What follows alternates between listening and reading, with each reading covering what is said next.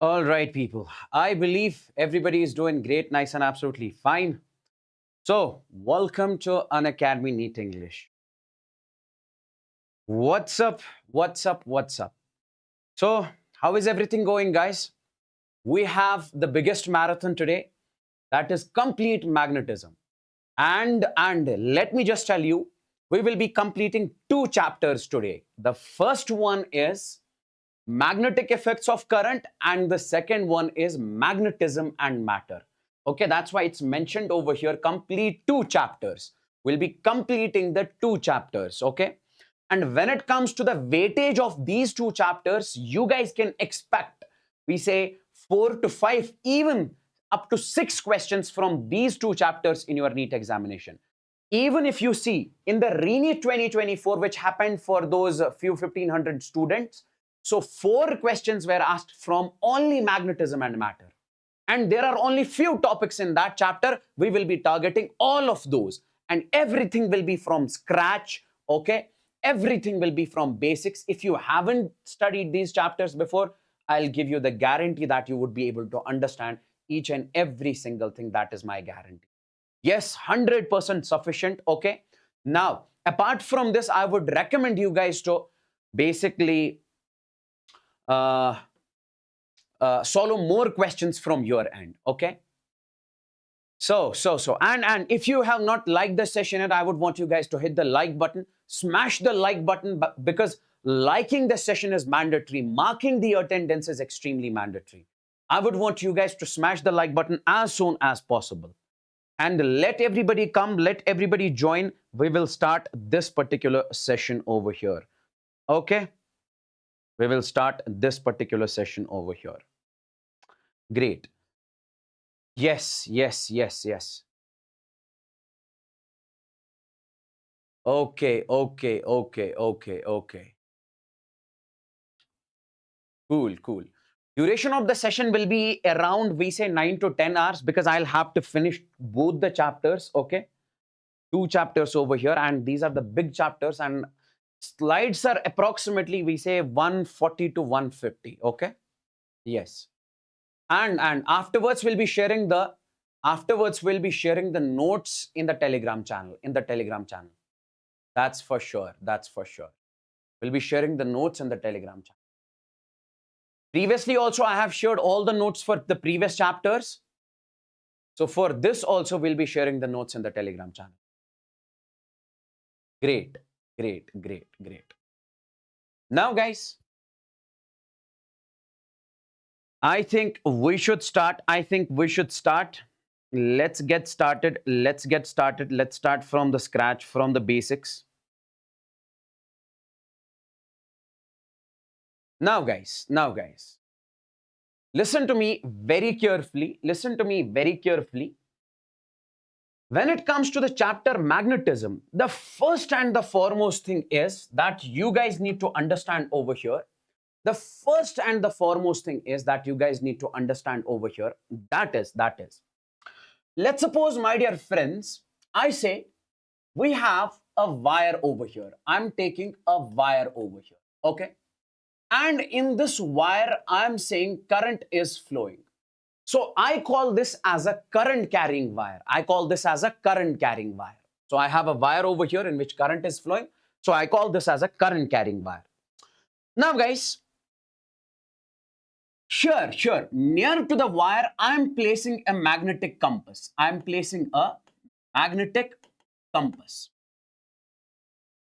Sir, why do we place the magnetic compass near to the wire? We are basically performing an experiment. I would want you guys to perform an experiment. You take a wire in which current I is flowing, and near to the wire, you place a magnetic compass. Okay, you place a magnetic compass. Now, guys, you start observing that the needle of this magnetic compass starts deflecting. Sir, what is the work of this magnetic compass? We say magnetic compass is used to detect the magnetic field. If I say the magnetic field is present over here, so you can find it, you can detect it with the help of the magnetic compass. So if I'm placing the magnetic compass over here, means I'm detecting the magnetic field, whether the magnetic field is present here or not. What I did is, I'll take a current carrying wire. I'll place a magnetic compass near it. Now, I start observing that the needle starts deflecting. The needle starts deflecting. So the needle of this magnetic compass start deflecting. What does that mean? That means magnetic field is present. Magnetic, let's suppose this is the point P. Magnetic field is present at point P. That means magnetic field is present at point P. Okay. So what I did, guys, as of now, please right now focus over here. See, previously, when it comes to the electrostatics, I told you if you have got a charge over here, we say this charge creates the electric field around it. Let's suppose if I am taking a magnet over here, this is a magnet. We say this magnet will create the magnetic field around it. Okay. Now, if I say we'll place a piece of iron over here or a coin over here in this magnetic field, what will happen? It will be attracted towards this magnet. So a magnet creates the magnetic field around it. A charge creates the electric field around it. This is the basic, simple definition of the magnetic field. Now see, when it comes to the wire, I am taking the current carrying wire and I place the magnetic compass near it. I observed that this needle of the magnetic compass start deflecting. What does that mean? That means magnetic field is present at this point P.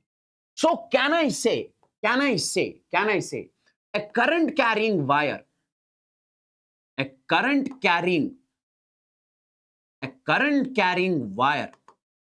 produces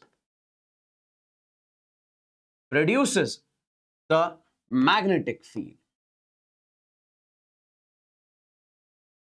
A current carrying wire produces the magnetic field around it.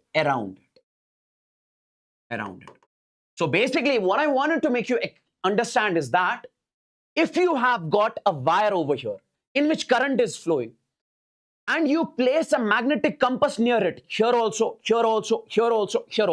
you observe that the needle of the magnetic compass start deflecting. What does that mean? That means a current carrying wire is creating the magnetic field around it.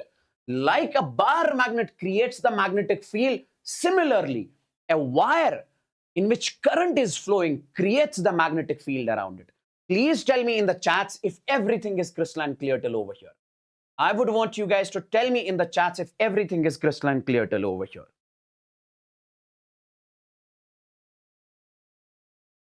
Let me know in the chats.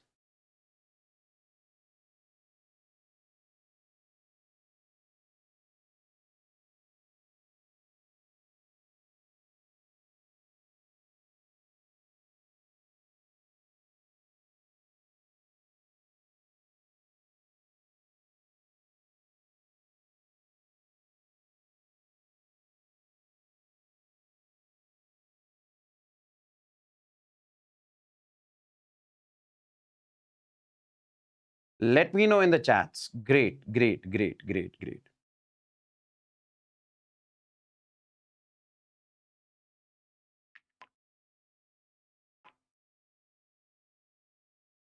Okay, great.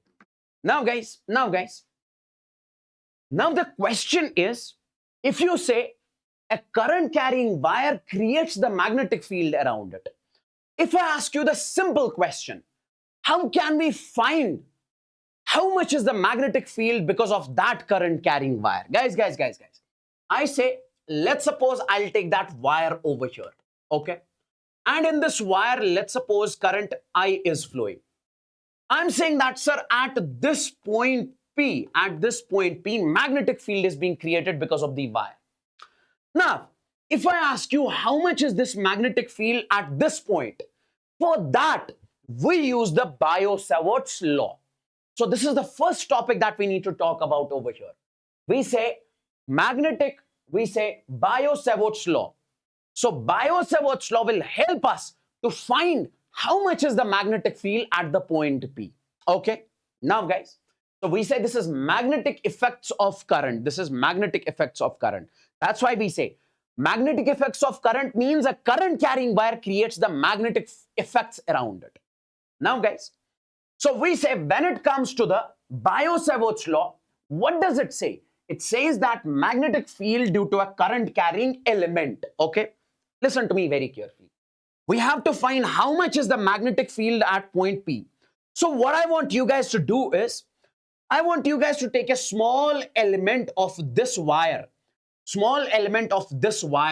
and I can say the element has got the length of dl. Current in this is I, and the length of the element is, let's suppose, dl. I'm taking a small element over here, that is dl. Okay, so the first thing I'll mention over here, let's take a small element, we say dl. Okay, and if I ask you how much is the current flowing in this small element, you say, sir, I. Why? Because in the entire wire, current flowing is I.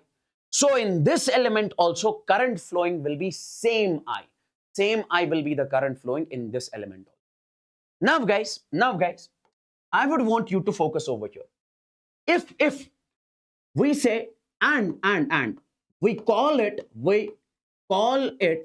a current carrying element.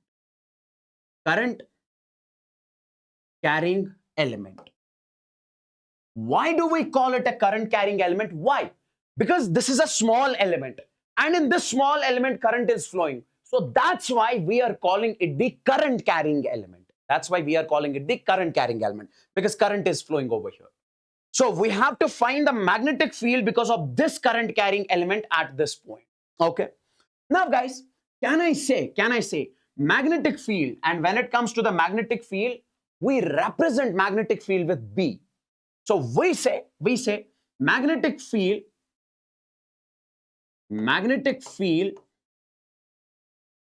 due to this small element,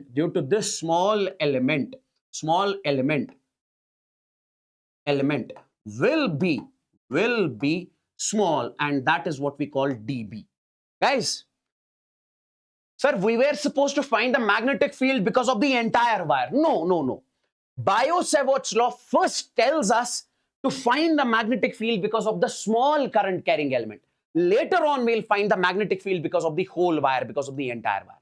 As of now, we need to find the magnetic field because of the small current carrying element, that is ideal. And that will be how much? That is dB. Now, guys, experimentally, we saw that. Let's suppose you have to find the magnetic field at r distance from the wire, and between this ideal and between this r, I am saying this is the angle theta over here.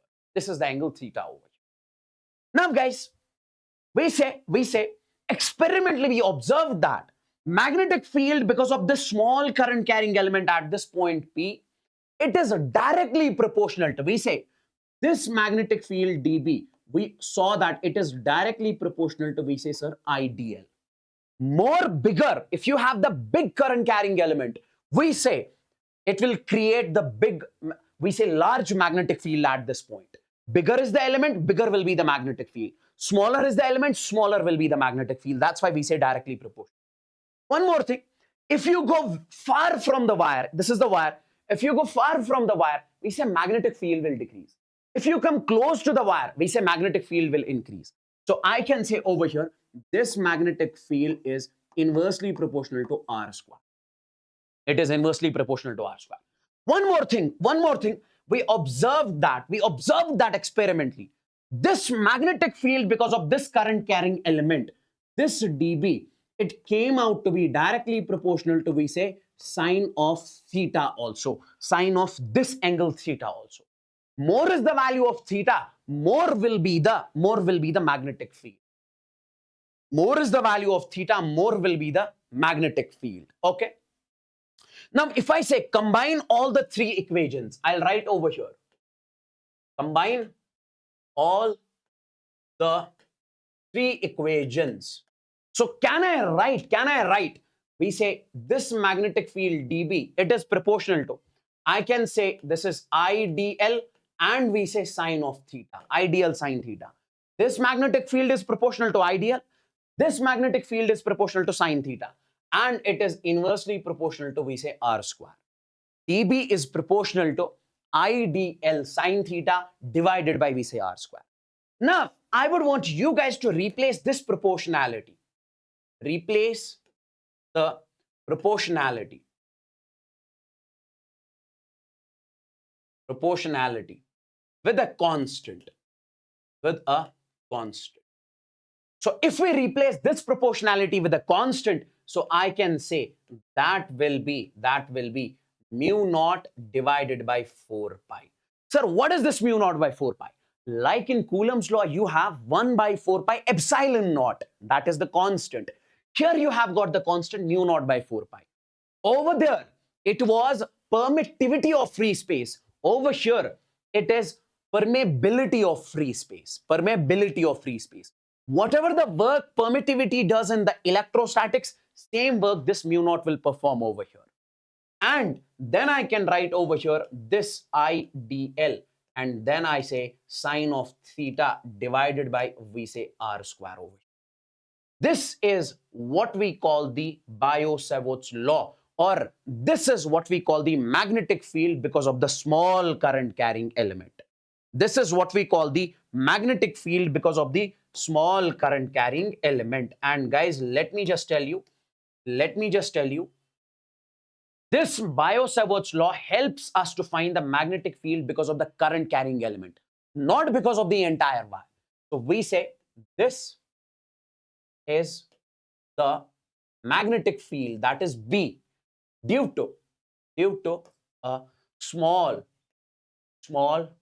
current carrying element. This is the magnetic field because of a small current carrying element, that is dB is equal to mu naught by 4 pi IDL sine theta by R square. And when it comes to the value of this mu naught by 4 pi, you also remember, we say the value of this mu naught divided by 4 pi. The value of this mu naught divided by 4 pi, we say it is 10 raised power minus 7. It is 10 raised power minus 7. Keep this thing in your mind. Keep this thing in your mind. Now guys, listen to me very carefully. Since we say magnetic field is a vector quantity, okay, it has got magnitude and it has got direction. I would want you guys to find the vector form of this. This is the scalar form. I would want you guys to find the vector form of the Biot-Savart's law. See guys. I say vector form of Biot-Savart's law. Vector form, this is BIOT. Vector form of the Biot-Savart's law.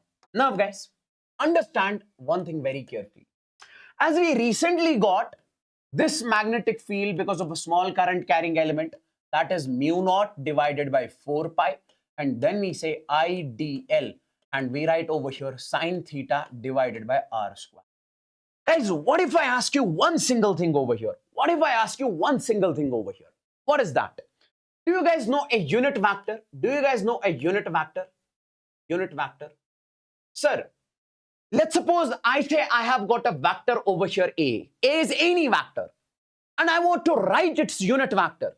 We say we'll place a cap on top of it. It becomes the unit vector. So means if you want to write the unit vector of Y, you'll have to place this cap. And when it comes to the magnitude of this unit vector, it is always 1. The magnitude of the unit vector is always 1. Cool. Now guys, since this is a unit vector, we say, let's talk about any vector. Let's suppose if we talk about this vector, let's talk about this. We have got a vector quantity A. We know this vector will have the magnitude. It will have the magnitude, that is magnitude of A. And it will have the direction. And direction we write in terms of unit vector. So unit vector is used to find the direction. It helps us to find the direction. So vector A multiplied by mod of A multiplied by vector A. This is the magnitude, this is direction. From here, I can write this unit vector will be equal to that vector A divided by mod of A, divided by mod of A. Similarly, if I say, you have got a vector y over here, you have got a vector y, or you have got a unit vector r. How can we write this unit vector r? You say, sir, I'll write this vector r divided by, we say, mod of r. This is how we can write this unit vector over here. Cool? Yes. Now, guys, and what is the value of this unit vector? It is always 1. If I say, multiply here with a unit vector, multiply with a unit vector. So I can say this dB will come out to be, that is mu naught divided by 4 pi. And then I can write over here IDL, and then we say sine of theta divided by r square. And I'll write the unit vector of this r. So I can say over here, sir, r. Can we do it? Yes, we can do it. Why? Because the magnitude of a unit vector is 1, so it will not create any difference. Okay, 1 multiplied by something will be something only. Now, guys, I say, can I write it? Guys. We say, here it is. IDL, you can consider this as one vector. R is another vector. And then you have sine of theta. We say as. If I say A vector cross B vector, it is always equal to AB sine of theta. You might have heard A cross B is AB sine theta. This is the cross product of two vectors, multiplication of two vectors by using cross product. Similarly, here it is IDL sine theta into R.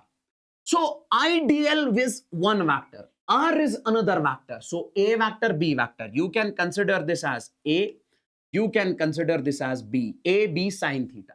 So we can write over here, this dB will come out to be, that is mu naught divided by 4 pi. And here, this will be simply, that is IDL vector. And then we say cross, I can write over here, this R vector in this particular case. Okay. And divided by, we say over here, R square, because A cross B is AB sine theta. Then further, we can write in the next step, that is this dB will come out to be, that is mu naught divided by 4 pi. dB is equal to mu naught by 4 pi. Guys, how do we write this unit vector? That is vector R divided by mod of R. So I can write over here, this will be IDL vector cross. Instead of this, I would want you guys to write this R vector divided by this R, and this R square will become over here, that is R cube. Now I would want you guys to place this in a box. Place this in a box over here. So we say this is the vector form. We say this is the vector form of Biot-Savart's law.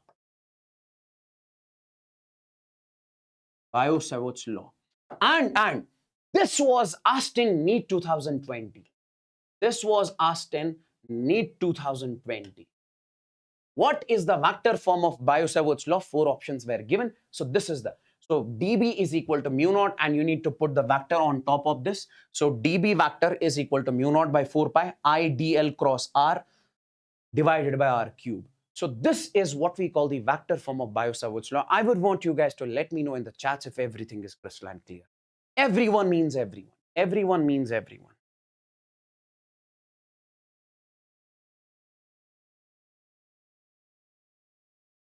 Tell me, guys. And smash the like button, guys, if you have not liked the session yet. I would want you guys to mark the attendance. Marking the attendance is mandatory.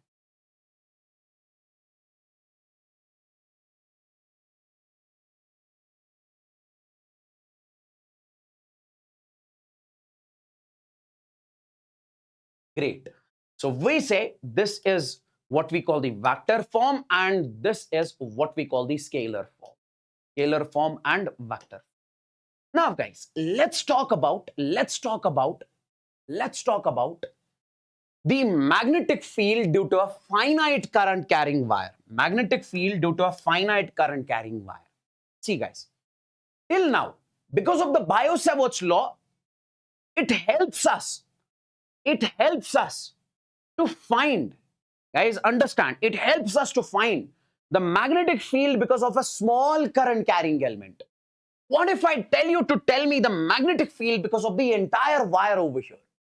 So now let's find the magnetic field, that is B, due to the whole wire, I would want you guys to tell me what is the magnetic field because of the entire wire. That's what we need to discuss right now. Now guys, see, in this particular case, let's suppose we have got this wire over here in which current I is flowing. This is the current I flowing. We are supposed to find the magnetic field at point P. Okay. I'll first write the statement over here. Since the current is flowing in the wire, since the current is flowing in the wire, so it produces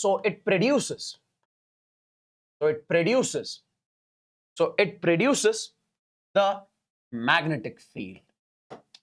Then where are we supposed to find the magnetic field? I say to find the magnetic field at, we say, r distance.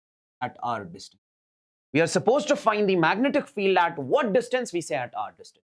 Now guys, what is the method that we actually use? We use the Biot-Savart law only. We'll take a small current carrying element. We'll find the magnetic field because of that over here. That will be very small. Then we'll take one more element. We'll find the magnetic field because of that element. Then we'll take one more element. We'll find the magnetic field because of that element by using Biot-Savart's law. Now once we get the magnetic field because of all the elements over here, we'll add those small magnetic fields with the help of the integration. Okay? And finally, the result we are going to get, guys, I'll not do the derivation now. I'll directly write over here. So we say that magnetic field will be simply, that is mu naught I divided by, we say, 4 pi r. Mu naught by 4 pi is the constant. I is the current flowing in the wire. R is the distance where you are supposed to find the magnetic field. And guys, if I say you join this point, you join this point with one end of the rod, okay? And it is creating the angle over here. It is making the angle over here. Let's suppose this is theta 1. If I say you join this point with another end of the rod, it is making the angle theta 2 with r. So I can write over here further. Then we say sine of theta 1 plus we say sine of theta 2. So this will be the magnetic field because of the entire wire. This is the magnetic field because of the entire wire. Keep this thing in your mind. Guys, previously the Biot-Savart's law tells us the magnetic field because of the element. By using the Biot-Savart's law only, we calculated the magnetic field because of the entire wire at this point, that is mu naught I by 4 pi r, sine of theta 1 plus sine of theta 2. As simple as that. Okay. So I didn't do the derivation over here, but I'm telling you this directly because we are not supposed to waste the time. Now guys, since this magnetic field is a vector, let's talk about the direction. We say direction of magnetic field. Guys, listen to me very, very, very carefully. I would want you guys to listen to me very, very, very carefully. Let's talk about the direction. Let's talk about the direction of the magnetic field. See guys, when it comes to the direction of the magnetic field, see, the simple thing is, I would want you to place your thumb along the direction of current. Okay, this is the thumb you have got. Place the thumb along the direction of current.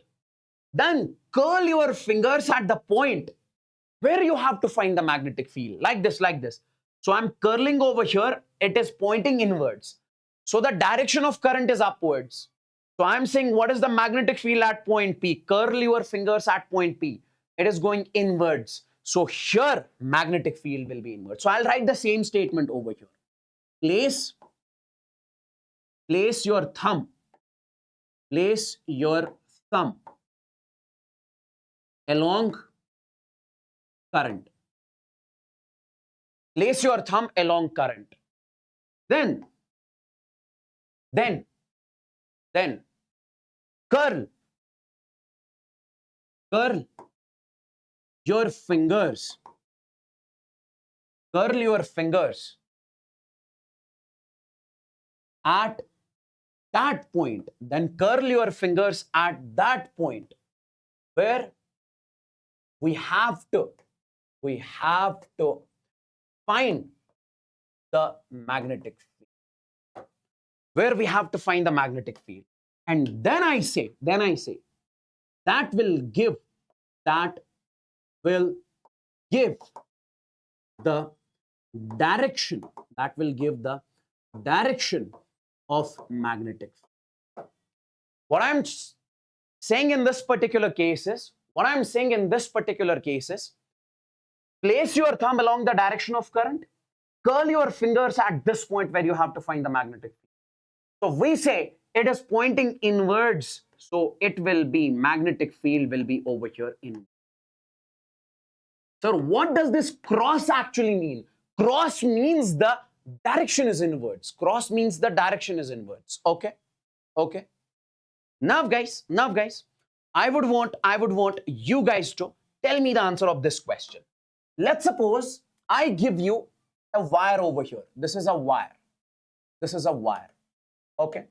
And in this wire, current is flowing in the upward direction. You guys are supposed to tell me what is the magnetic field at this point P. What is the direction of the magnetic field? What is the thing you guys are supposed to do? Place your thumb along the direction of current. Curl your fingers at this point. So we say here magnetic field is inward. Now, if I ask you to tell me the direction of the current at point Q, we say, place your thumb along this is the right hand. Place your thumb along the direction of current. Curl your fingers at this point. Thumb is pointing outwards.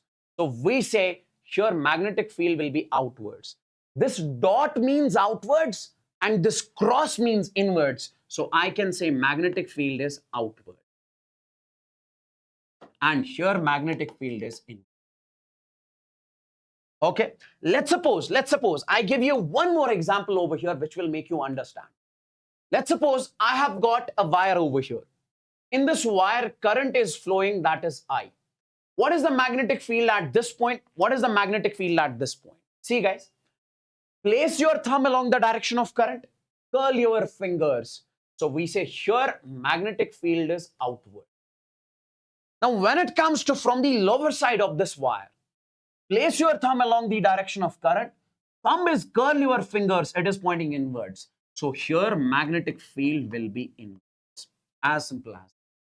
Guys, please tell me in the chats if everything is crystalline clear. I would want you guys to give me the signal. ASAP. Everyone means everyone.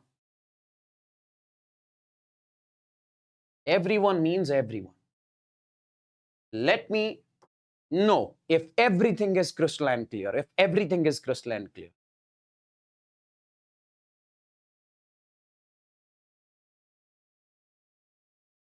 Now guys, listen to me very carefully. Find the magnetic field at point P. Okay? Find the magnetic field at point P. We'll have to find the direction in so many questions. So chill, you don't have to worry about anything. Now see. Guys, see. In this particular case, we have got a wire over here. in which current 2 ampere is flowing. And you guys are supposed to find out the magnetic field at our distance, which is at 4 meters. We know when it comes to the magnetic field, we say magnetic field because of the wire is mu naught by 4 pi. Mu naught by 4 pi.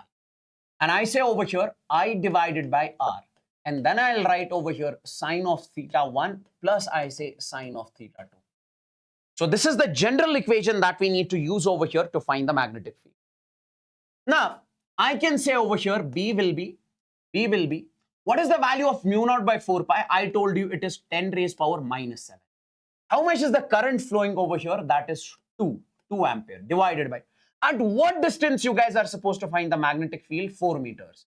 And then I'll write sine of. What is this angle given over here? That is theta 1. That is sine of 30. Then we say plus sine of 30 over here. So I can say magnetic field is equal to. So 2 1s are 2 2s are 4.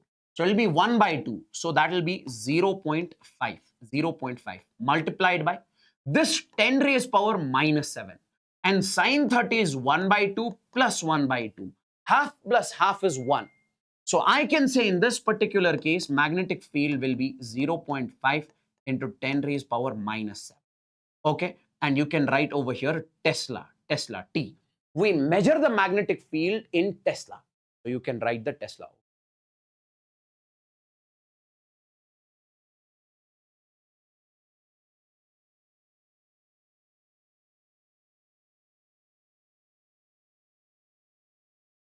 Is that clear? Is that clear? Tell me, guys, is that clear?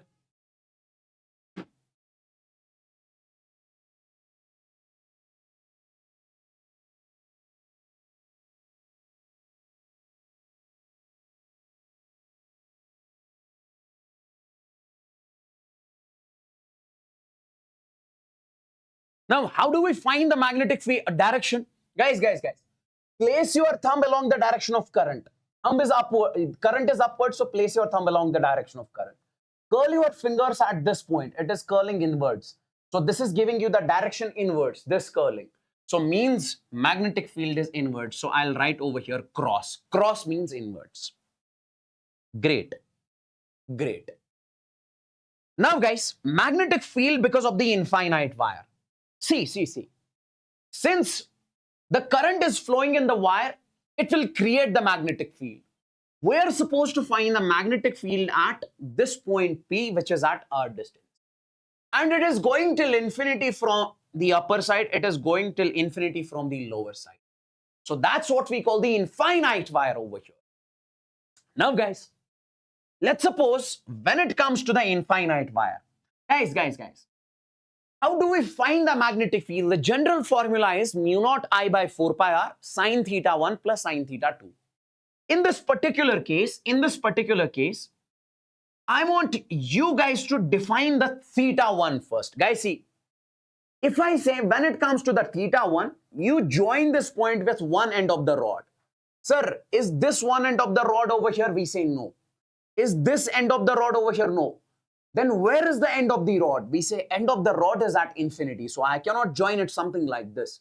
I'll have to make it something like this. We say then only they will meet at infinity. Similarly, if you want to join this point with another end of the rod, that's not over here, but that's at infinity. You'll have to make it something like this. We say this line will join this end at infinity. Now, clearly I can see over here, this is the value of theta 1. So theta 1 and this is the value of theta 2. And I can say here, theta 1 is equal to 90 degrees. And I can say theta 2 is also 90 degrees over here. So in case of an infinite wire, theta 1 and theta 2 both are, we say, 90. Now use the general formula. The general formula is, as we say, magnetic field is mu naught by 4 pi. Then we say I by r. Then I can write over here sine of theta 1 plus we say sine of theta 2. Okay. Now the current flowing is I and we are supposed to find out our distance. So I can say this magnetic field will be, that is mu naught by 4 pi and then I can say I divided by R, and then I'll write over here sine of 90 plus we say sine of 90. Now we know that sine 90 is 1, sine 90 is 1. 1 plus 1 will come out to be 2. So I can say this magnetic field will be mu naught by 4 pi, and I'll write I divided by R, and over here it is 2. And over here it is 2. So here I can say, so this 2 ones are 2 2s are 4. So this magnetic field will come out to be, that is mu naught I divided by, we say 2 pi R. So this will be the magnetic field because of the infinite wire. This will be the magnetic field because of the infinite wire. At what distance? At R distance. And what is the direction over here? Place your thumb along the direction of current and curl your fingers at this point. So it is curling, it is giving us the direction inward. So because of the infinite wire, this is the magnetic field at R distance. Guys, is this clear? Please tell me in the chats. Please tell me in the chats. Next, magnetic field because of a semi-infinite wire. Let's now talk about the magnetic field because of the semi-infinite wire. Guys.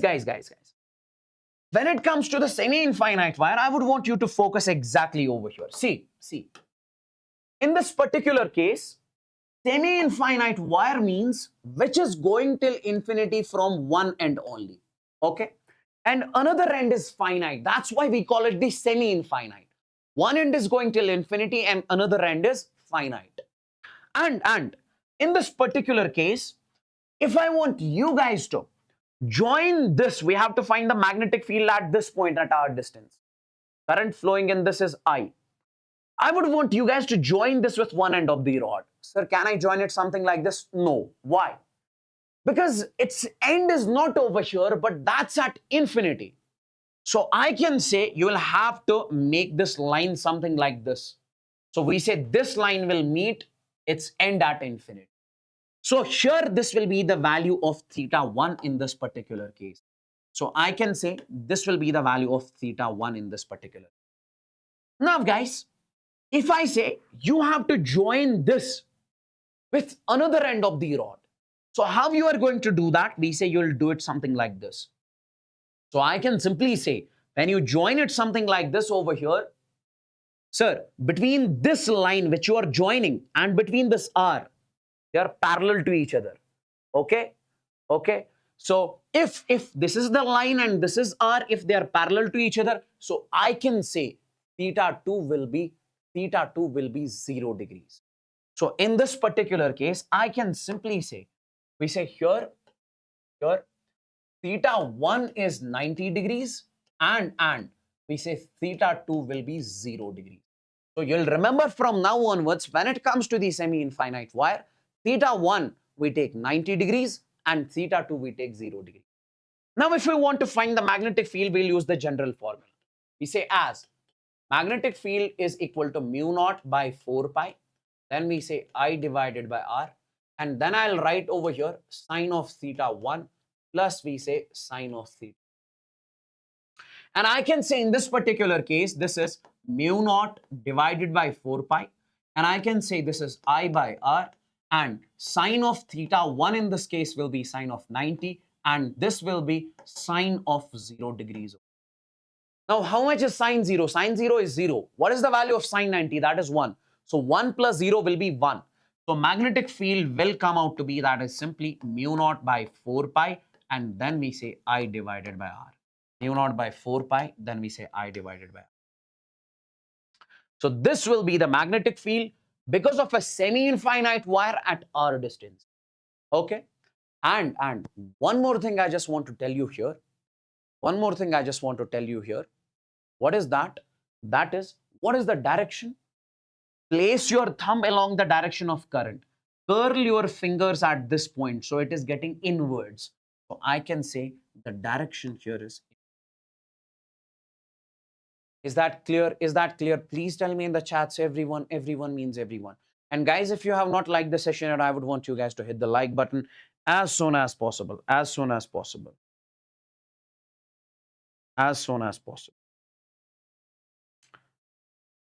Smash the like button. Smash the like button. Liking the session is mandatory.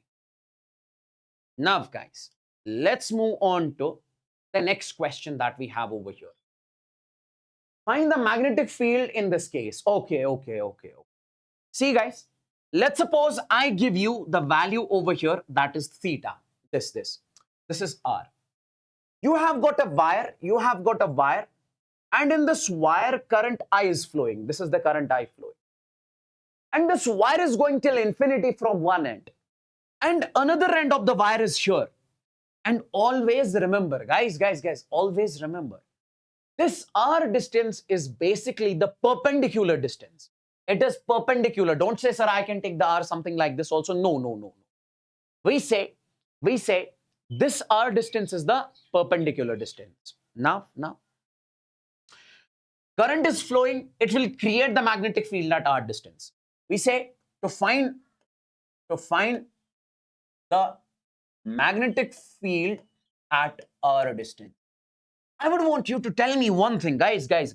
Here, if you join this with one end of the rod, which is at infinity, don't you think that this value, this angle is given as alpha?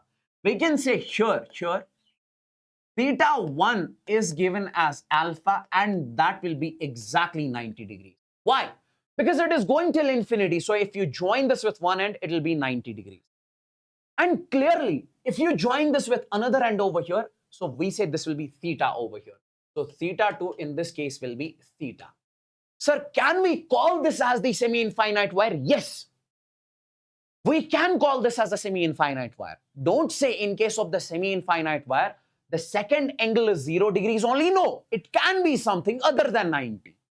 It can be something other than 90. It can be 0 also, 30 also, 60 also. Similarly over here, the second angle over here is because its another end is finite, visible. We can see it over here. It is defined. It is not defined.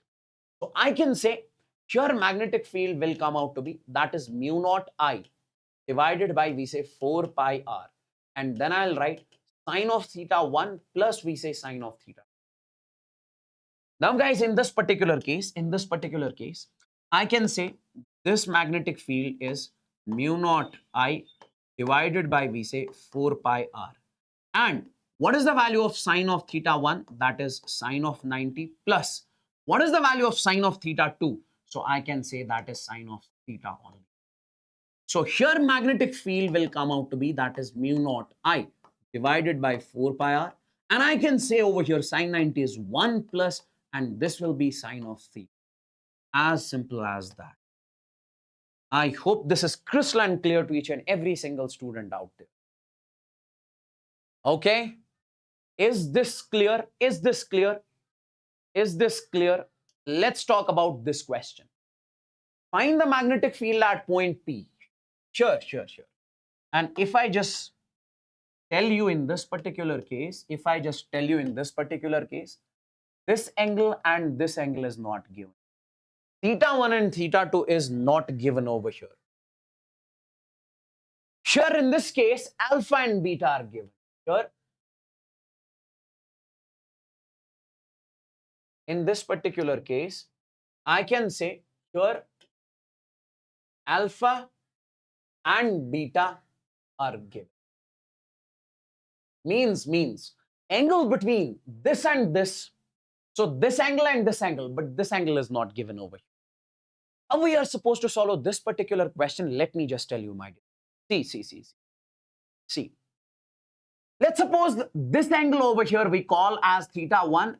This angle we call as theta 2. Let's assume the angles theta 1 and theta 2. Okay, yes, absolutely cool. Now guys, see, we don't know the value of theta 1. Let's first find out the value of theta 1. Let's first find out the value of theta 1. See, let's take a look at this upper triangle. We say from the upper triangle,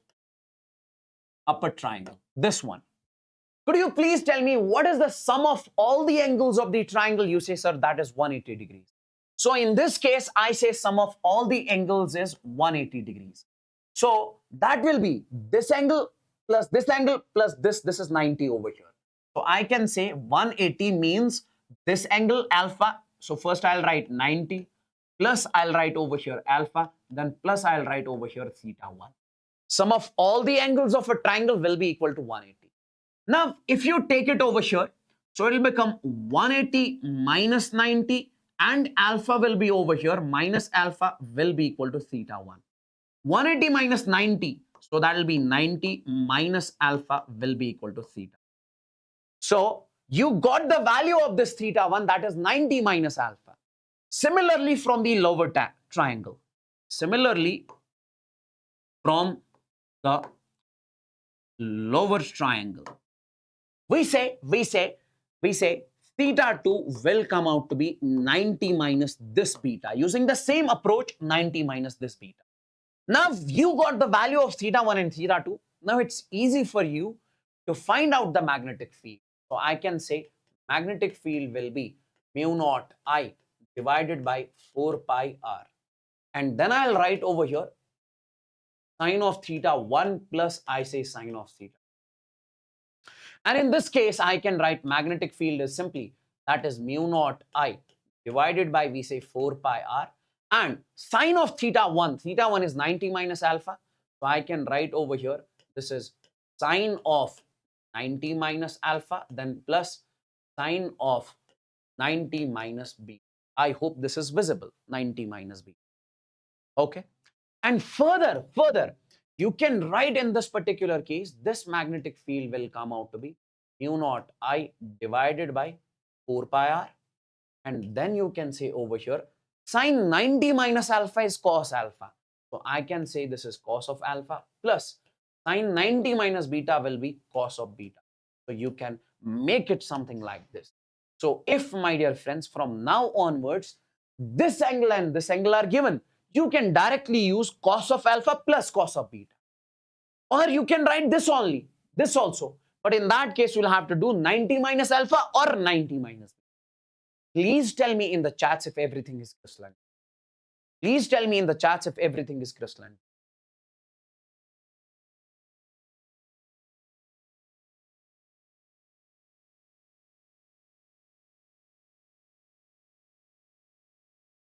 Everyone, guys, let me know in the chats if everything is crystalline clear. Great.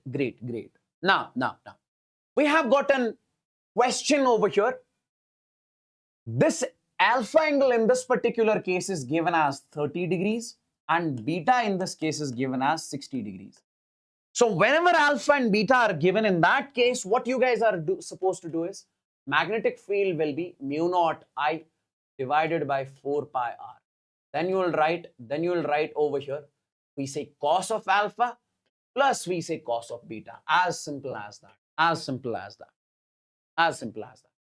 And here, I can say this magnetic field will be mu naught I divided by 4 pi r.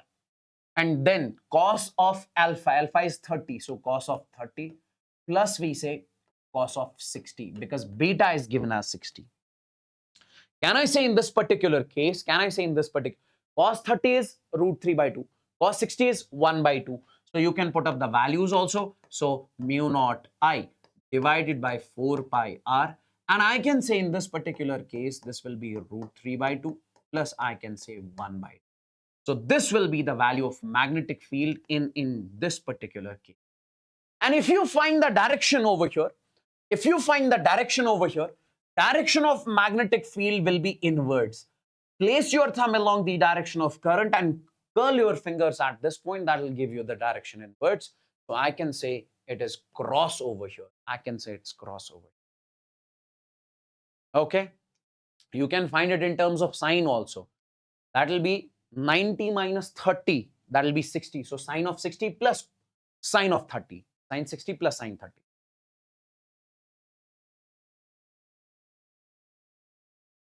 Give me the signal in the chats if this is crystalline clear to each and every single student. Everyone means everyone. Everyone means everyone.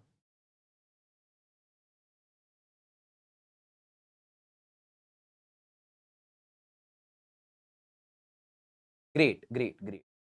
Now, guys, If I ask you, what is the magnetic field? What is the magnetic field because of a square loop at the center? Guys, if we talk about this square loop, it has got the side L. This square loop is made of 4 wires. We say square loop is made up of 4 wires. It is made up of 4 wires. So square loop is made up of 4 wires.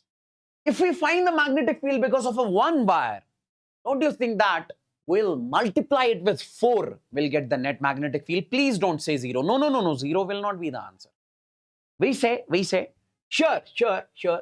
I can say net magnetic field will be whatever is the magnetic field because of 1 wire, multiply it with the 4, because here you have got 4 wires. So that will be the net magnetic field. 4 times magnetic field due to 1 wire. 4 times magnetic field due to 1 wire.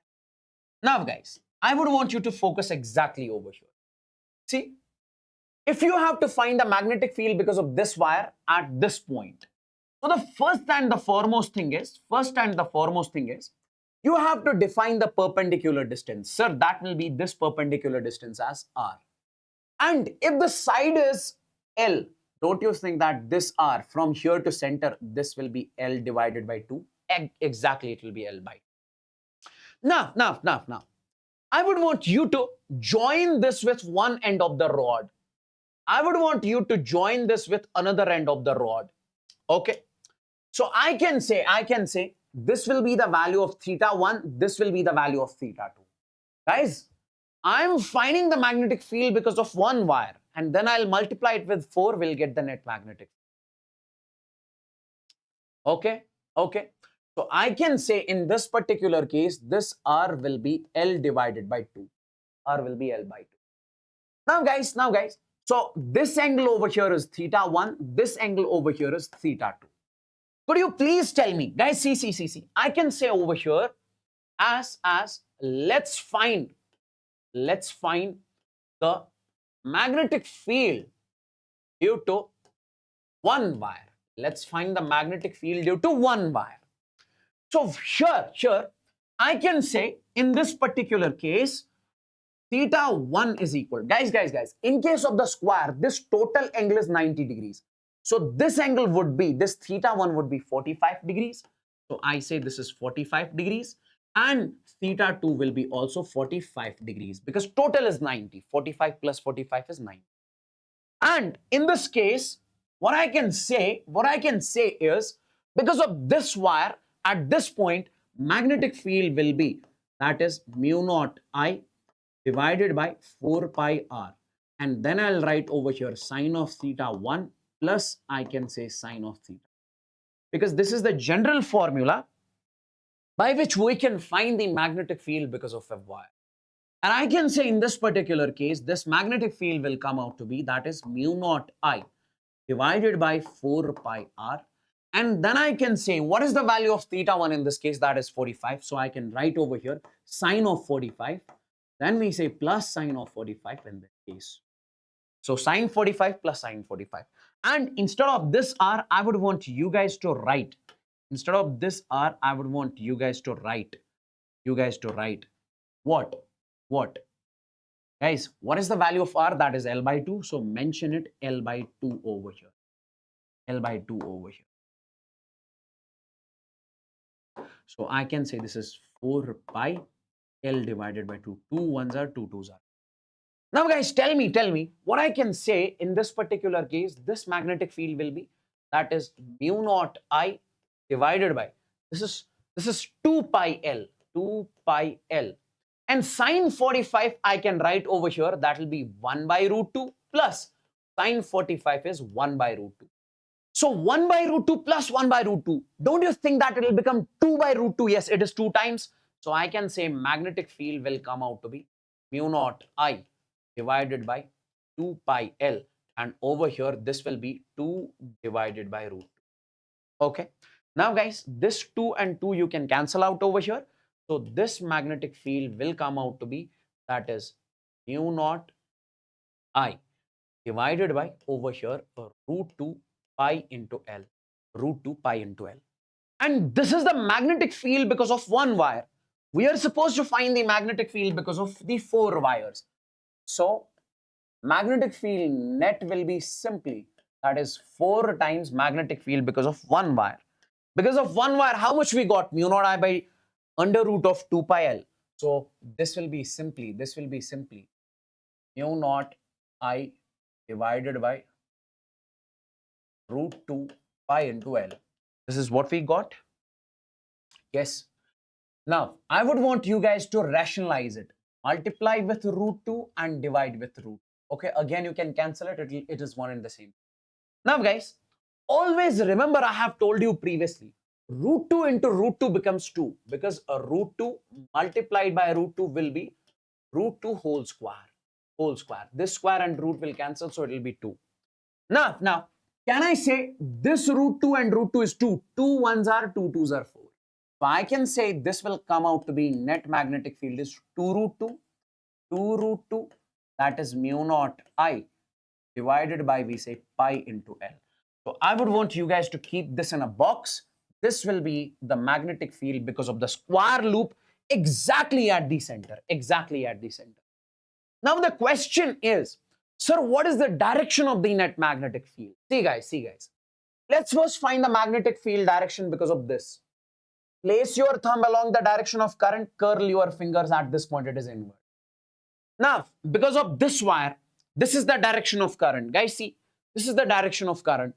Place your thumb along the direction of current, that is this, curl your fingers, it is inward. Now, because of this, place your thumb along the direction of current, so curl your fingers, it is inwards. Because of this, here, this is the direction of current, this. Place your thumb along the direction of current, curl your fingers, it is inwards. So because of all the 4 wires, it is inwards. That's why we are adding the magnetic field because of 4. If it was outward, inward, then we would have subtracted. So I can say this is in. So that is cross. Guys, tell me in the chats if everything is crystalline clear. Tell me in the chats if everything is crystalline clear. You have got a question on the screen. The question says, find the magnetic field at the center. Okay, this is the center P. Due to the infinite wires. Guys, see, in this case, you have got a wire. It is going till infinity. And from here also it is going till infinity. You have got this wire, it is going till infinity. From here also it is going till infinity. Okay. So because of these 2 infinite wires, in this current is flowing 5 ampere. In this current is flowing 2.5 ampere. You guys are supposed to tell me what is the magnetic field at this point. Okay. And this distance is given in this case as R. This distance is also given as R. Such that the distance between the 2 wires is given as 5 meters. It is 5. I see. I would want you to focus. We say as. Let's say this is the wire 1 and let's suppose this is the wire 2.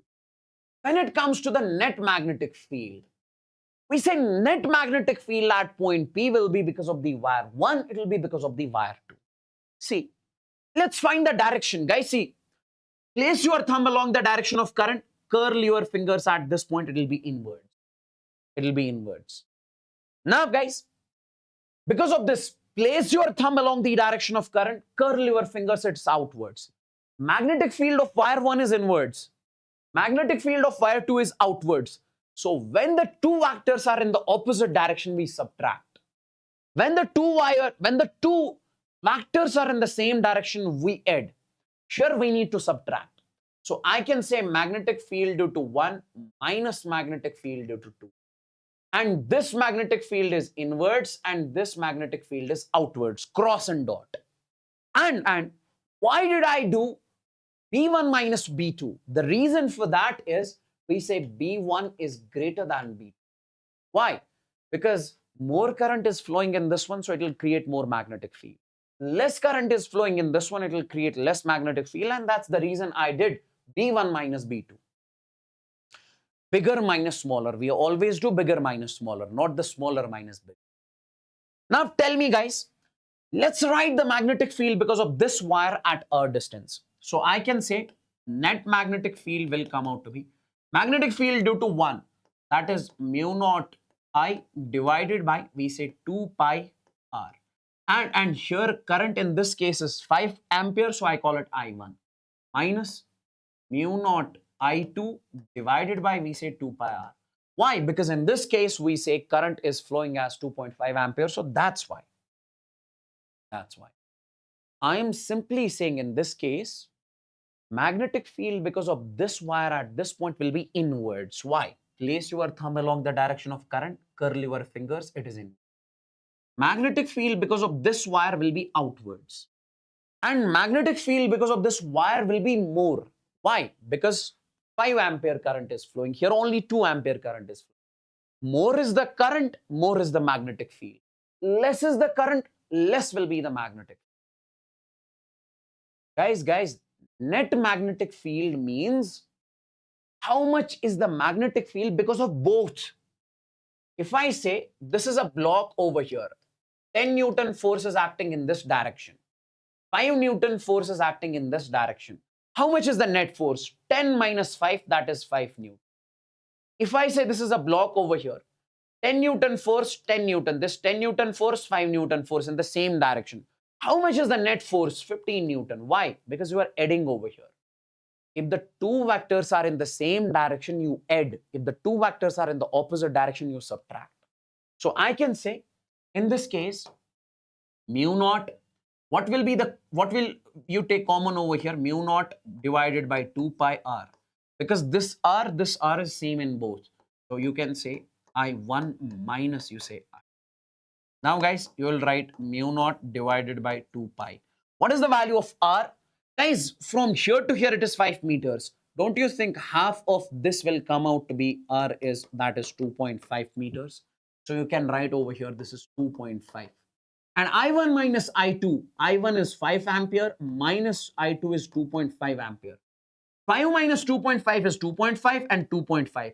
So net magnetic field will come out to be mu naught divided by 2 pi. This is the net magnetic field.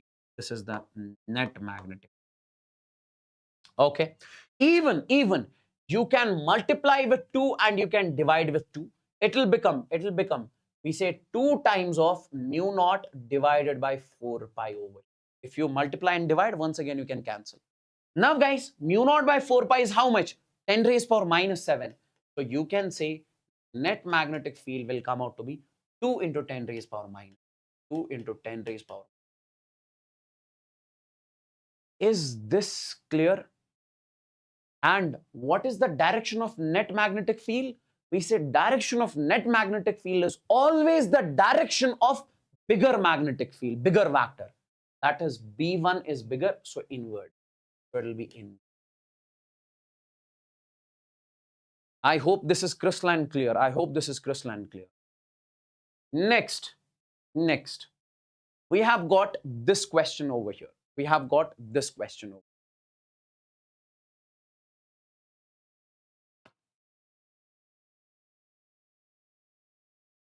See guys, a straight wire of finite length carrying current I subtends an angle of 60 degrees at point P. You have got a wire in this case in which current flowing is I.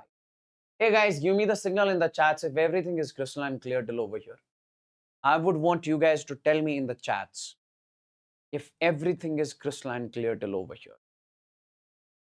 Let me know in the chats. Let me know in the chats if everything is crystalline clear till over here.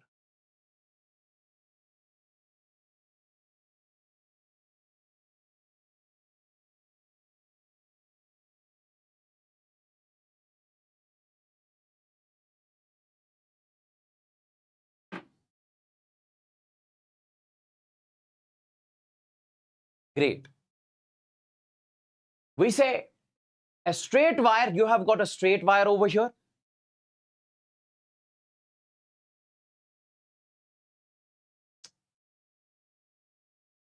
You have, guys, we have a lot of questions that will come, okay? Chill scenes. If there is a confusion in any part because one or two students are having the confusion, you guys can watch that part later on, okay? We have a lot of questions that I'll be solving, okay? That'll clear all the confusions, that's for sure. So right now, focus on this one. See, guys, I'll make the figure over here. Chill. I'll make the figure over here. We have got a wire.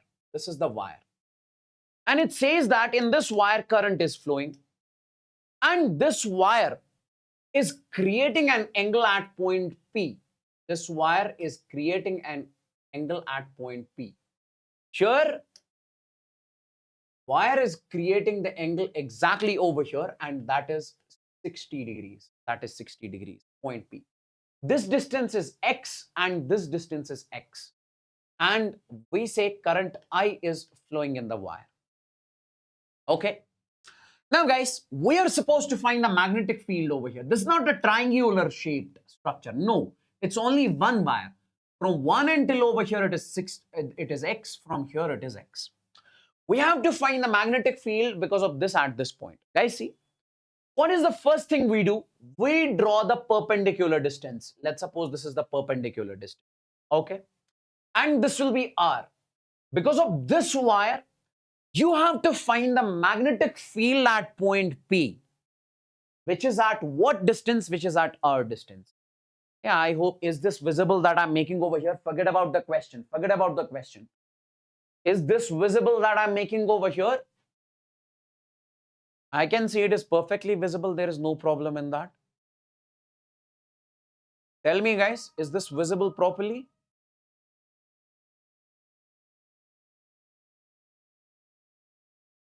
Okay. We have to find the magnetic field at point P. First, we draw the perpendicular distance R. Guys, tell me, if whole angle is 60 degree, how much will be half of this? That will be 30 degree. How much will be half of this? That is 30 degree. And I can say, if you join this with one end of the rod, and this will be theta 1 angle. If you join this with another end of the rod, this will be the theta 2 angle, 30, 30. So here, I can say theta 1 is 30. Here I can say theta 2 is. In this case, I am saying theta 1 and theta 2 both are 30 degrees. Let's find the value of this R also, because R is not given, X is given. We say from the triangle. From the triangle. Which triangle? Let's take any of these triangles. Let's take this triangle. Could you please tell me what is the value of cos 30? Sir, cos is base by hypotenuse. So I can say cos of 30 degree will be base. Bases are, sir, I think base is this. No, it depends upon the angle. If you are taking this as angle, then this we will consider as base. If you are taking this as angle, then this will be the base.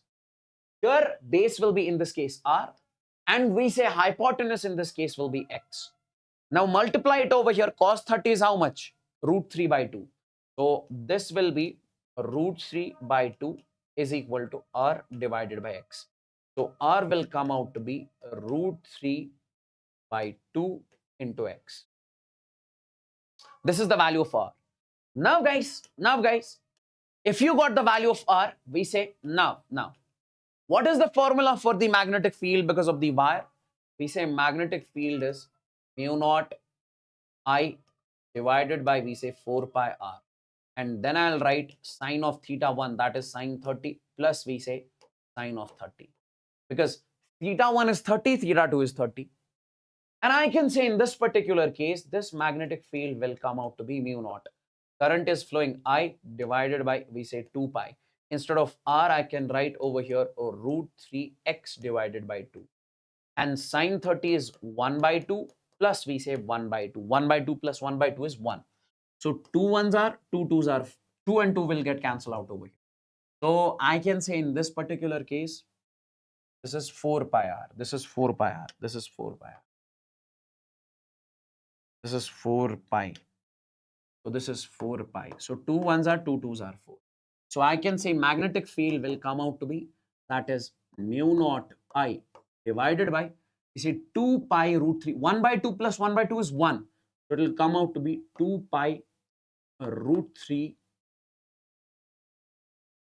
2 pi root 3 into x. So this will be the value of magnetic field in this. And if you find the direction, place your thumb along the direction of current, curl your fingers at this point, it will be inwards. So magnetic field is inwards. Even if options are visible to you, which option is mu naught I divided by 2 pi root 3x, mu naught I divided by 2 pi root 3x, option 1 is coming out to be the correct option.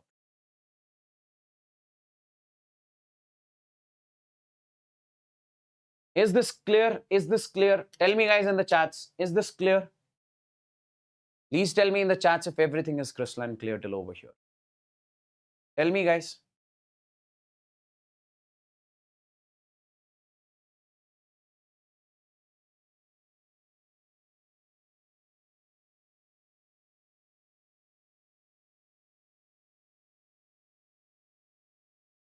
Great, great, great, great. Now guys, listen to me very, very, very carefully. Listen to me very, very, very carefully.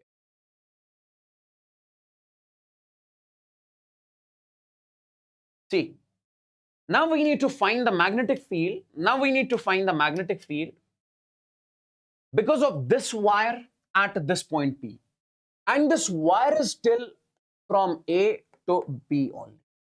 Wire is from A to B only, and you have to find the magnetic field at point P. You have to find the point P. Cos came because of this, because of this. Cos came because we wanted to find the value of R. In the question, this X was given. That's why we wanted to find the answer in terms of X, not in terms of R. Now see guys, see guys. See guys, we have to find the magnetic field because of this wire at point P. Okay. Guys, what is the first thing you guys are supposed to do? We say join this point with one end of the rod, that will be over here. And then you say angle between this line and this perpendicular distance R. This you simply call as θ1. What is the next thing you guys are supposed to do? Join this point with another end of the wire. So you call this angle as θ2 over here. I can say this is θ. Okay. Now guys, I would want you to tell me one thing. I can say wire is from A to B only, and let's suppose this is C over here. So this is the empty part over here. No wire is present in BC portion. If you find the magnetic field, guys, see, if you write if you write the magnetic field in this case, B is equal to mu naught I divided by 4 pi R, then you are writing the sine of θ1 plus you are writing sine of θ2. We said this would be incorrect. Why? Because when you say θ1 means you are taking the complete wire from here to here, because θ1 is from this line to this line, that is covering the wire from A to C. So means you are writing the magnetic field of A to C wire. But here in this case, wire is present only from A to B. And then you are writing from B to C, adding this magnetic field plus whole magnetic field. That is incorrect. Guys, what I'm trying to say in this case is, let's suppose if you have a wire over here. And if I'm saying you have to find the magnetic field at R distance, what will you do? You'll say, sir, I'll join this with one end of the rod. I'll join this point with another end of the rod. So I call this as θ1, I call this as θ2. So then what will you do is, magnetic field is mu naught I divided by, we say 4 pi R, and then you say sine of θ1. What does this sine of θ1 mean? It means all the elements of the rod which come from center to this end. From this, let's suppose this is A, from A to B. So basically, when you are multiplying sine θ1 over here, you are finding the magnetic field because of this half of the rod. And then when you plus sine of θ2, when you do this, you are adding the magnetic field because of the rest of the rod, these elements. Same is the case over here. If you are saying magnetic field mu naught I by 4 pi r sine theta 1, you are finding the magnetic field because of AC wire. And then if you say, instead of addition over here, if you do subtraction, sine of theta 2 means now you are subtracting the magnetic field of BC because theta 2 cover the BC elements. Theta 2 covers this much of the rod. So AC minus BC will give you the magnetic field because of this. So I say here theta 1 covers the AC portion, and theta 2 covers the BC portion. So means theta 1 is giving you the magnetic field because of AC, theta 2 is giving you the magnetic field because of BC. Please tell me in the chats if this is clear. Please tell me in the chats if this is clear. Guys, let me know in the chats if everything is crystalline clear till over here.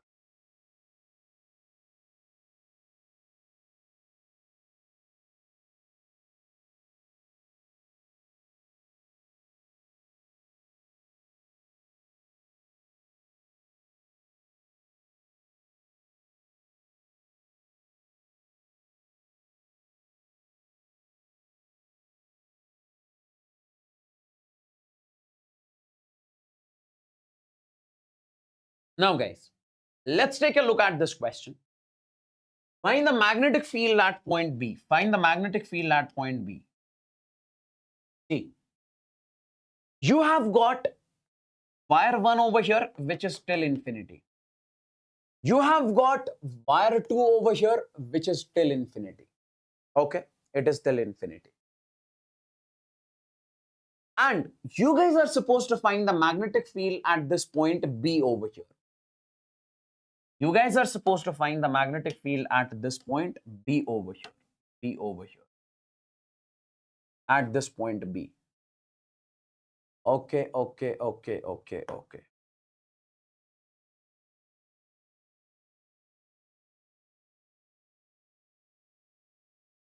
Just a second. I'll make it a bit beautiful. So, what we are supposed to find out in this particular case is, we say this distance over here is given as, let's suppose, R, and this is given as R. You are supposed to find the magnetic field at point P. Let's call this point as P. Let's call this point as P. At point P. At point P. Now guys, see. You have got a wire over here. You have got another wire over here. Don't you think that in this particular case, these two wires which are given over here are semi-infinite?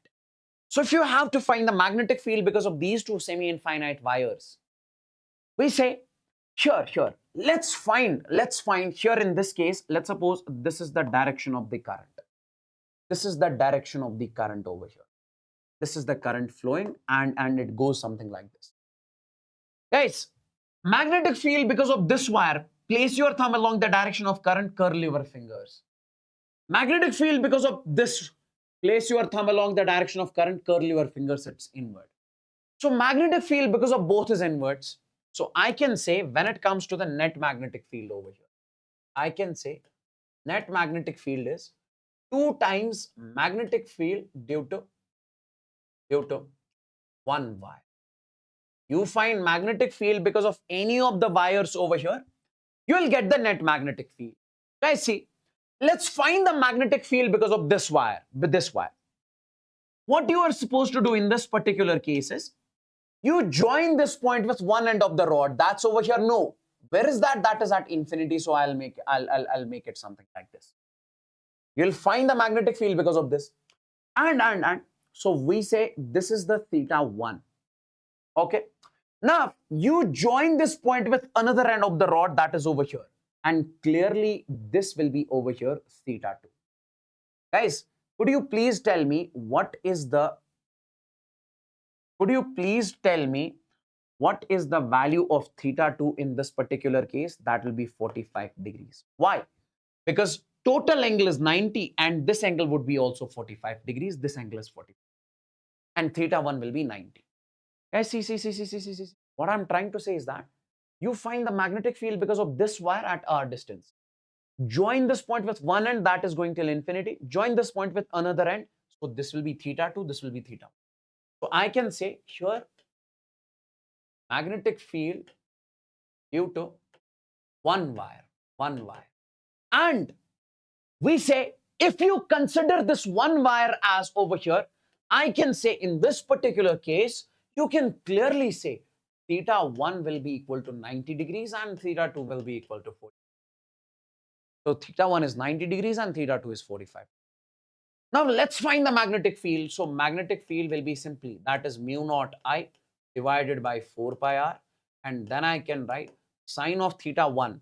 Sine of theta 1 is 90 plus sine of theta 2 is 45. And I can say in this particular case, this will come out to be mu naught I divided by, we say 4 pi r. Sine 45 is 1 plus sine 90 is 1, sine 45 is 1 by root 2. Now this is the magnetic field because of one wire. You guys are supposed to find the magnetic field because of the two wires, because magnetic field due to this and magnetic field due to this, that will be inverse because of both.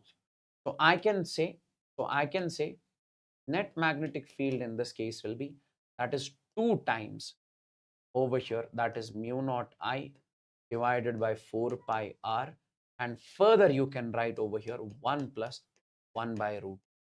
Either you can keep it like this also, or you can further simplify it, but this will be the answer. And when it comes to the direction would be inverse. Sir, how? Place your thumb along the direction of current, that will be inwards. Place your thumb along the direction of current, curl your fingers, it will go inwards. We say net magnetic field is in. Please tell me in the chats if everything is crystalline clear. Guys, tell me in the chats if you got it. Tell me in the chats if everything is crystalline clear. If everything is crystalline clear.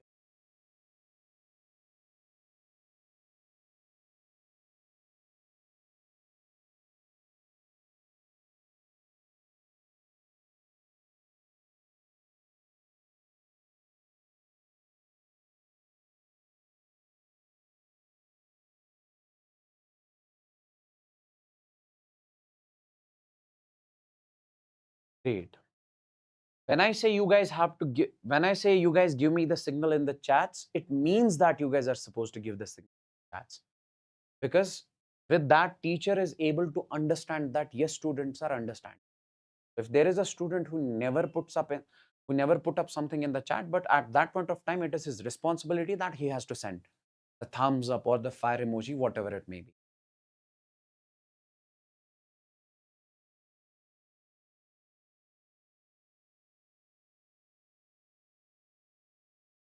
Now, guys, let's take a look over here. Find the magnetic field at the center. I would want you guys to do one thing. Let's suppose we have got a structure over here, which is what we call the hexagon. And this hexagon is made of 6 wires. So this is the first wire, second wire, third wire, fourth wire, fifth wire, and sixth wire. And all of these are similar, okay? Equal. The length of these wires are equal. You guys are supposed to tell me what is the net magnetic field at the center. Okay.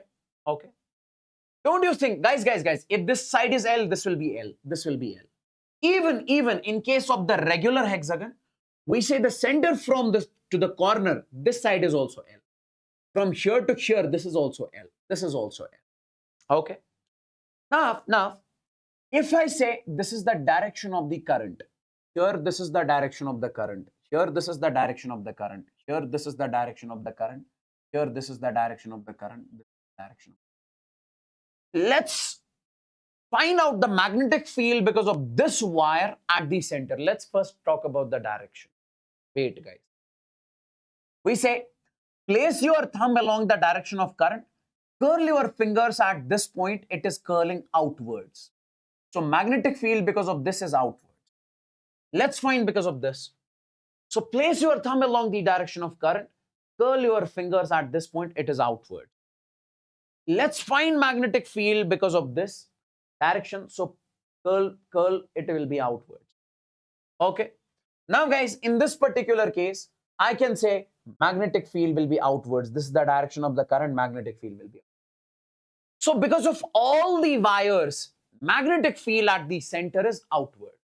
So means I can add the magnetic field because of all the wires over here. I can say in this case, net magnetic field will be simply, that is 6 times magnetic field due to 1 wire. 6 times magnetic field due to 1 wire. If you find out the magnetic field because of 1 wire, and if you multiply it with the 6, you will get the net magnetic field. Let's find the magnetic field because of this one. So we say magnetic field due to 1 wire, due to 1 wire. Guys, let's talk about this wire. In this particular case, we say join this point with one end of the rod. This is what we call the theta 1 over here. Okay. And this is what we call theta 1. Join this point with another end of the wire, and this is what we call the theta 2 over here. And I can clearly say here, theta 1 is equal to 30 degrees. In this case, in the regular hexagon, we take it 30 degrees. No, not 45, it is 30.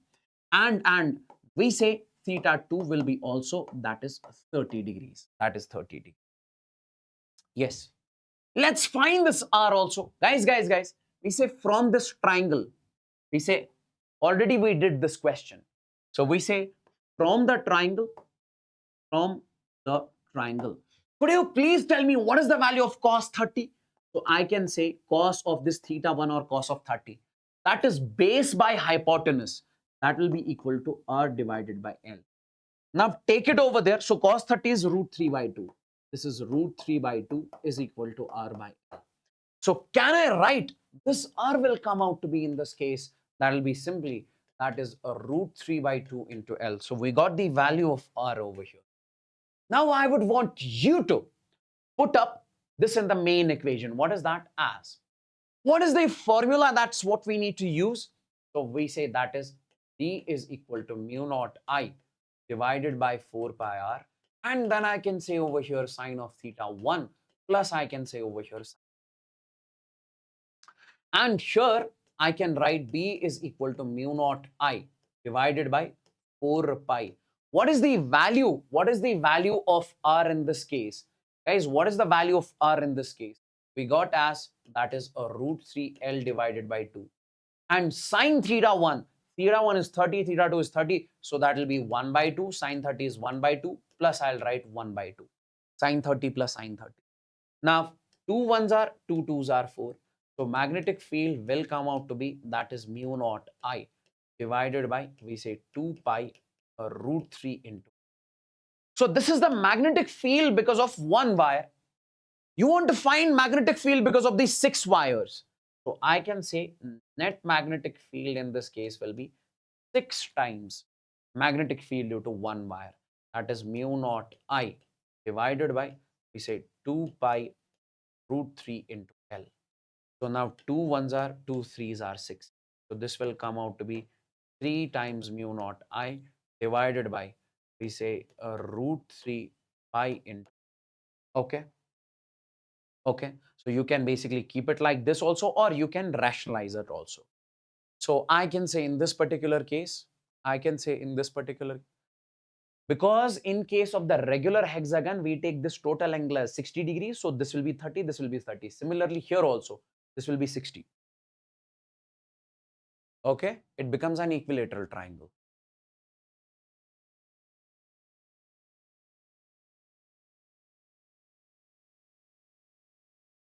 And what is the direction? Direction is outward. Is this clear? I would want you guys to tell me in the chats. Is this clear? Is this clear to each and every single student?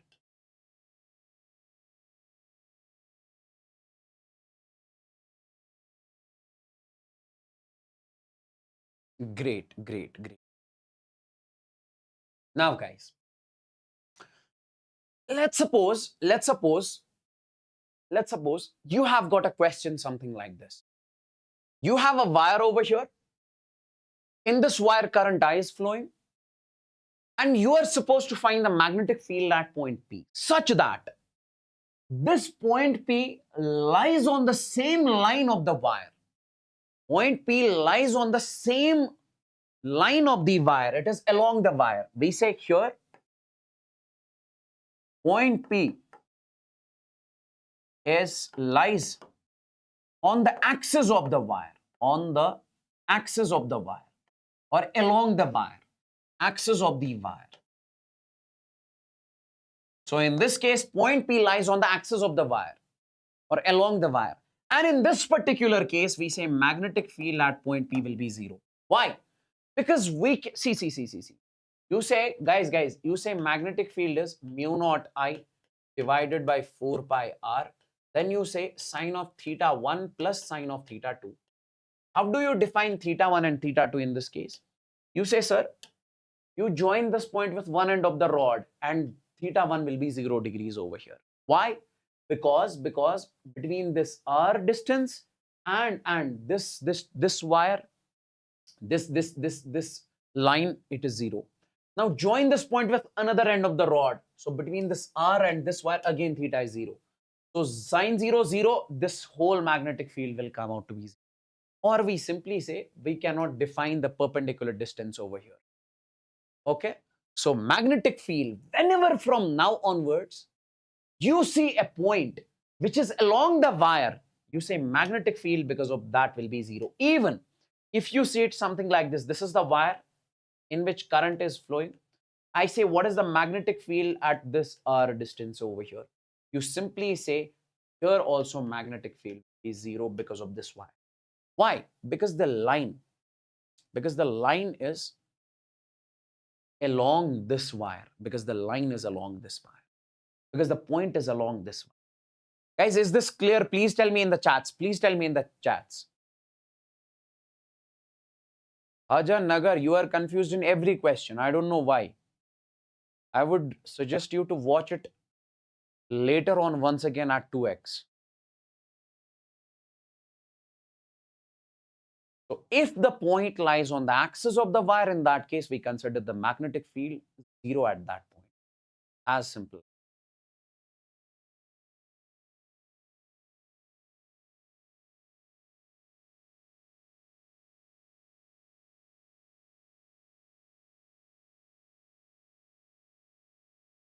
Now, guys, let's suppose you have a question something like this. You have got this semi-infinite wire over here. You have got this semi-infinite wire over here. Current is flowing something like this. You are supposed to find the magnetic field at point P. Guys, don't you think that because of wire 1, magnetic field at point P is 0? Why? Why? We say, if you join this point with this wire, it will lie on its axis. I can say magnetic field due to wire 1 is 0. And when it comes to the wire 2, guys, we say this point, join this point with one end of the rod, theta 1 is equal to 0. Join this point with another end of the rod, that is at infinity. So means for this wire 2, this point will behave. For this point, this wire will behave like a semi-infinite wire. So we say magnetic field due to wire 2. How much will be that? One angle is 0 degrees. Another angle is 90 degrees. So I can say that will be B2 will come out to be, that is mu naught I divided by 4 pi. Why? Because magnetic field because of an semi-infinite wire is mu naught I by 4 pi. Guys, if you join this point with one end of the wire, we are talking about wire 2, theta 1 will be 0. If you join this with another end of the wire, that is at infinity, so theta 2 will be 90. So 0 and 90, when you have the angles, in that case, magnetic field is mu naught I by 4 pi. Let's find the direction. Place your thumb along the direction of current. Curl your fingers at this point. It will be outwards. So here magnetic field is outward. Your magnetic field is out. I hope this is clear. I hope this is clear.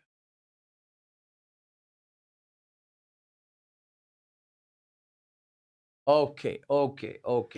Next. Let's talk about this one. Even I'll make it something like this. I'll make it something like this. See, guys, wait.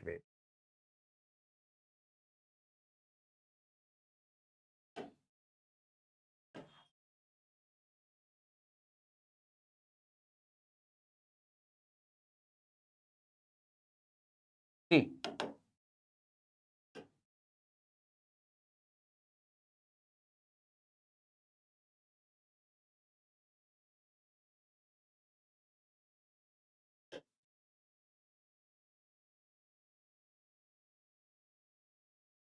okay. Here in this wire, current I is flowing, and then current I is coming out. You guys are supposed to tell me what is the net magnetic field at the center.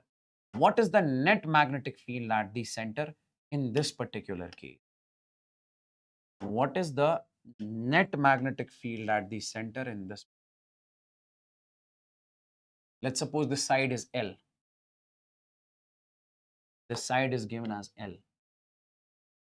Guys, you guys are supposed to tell me what is the net magnetic field at the center because of this structure. Find the net magnetic field at the center because of this structure. Guys.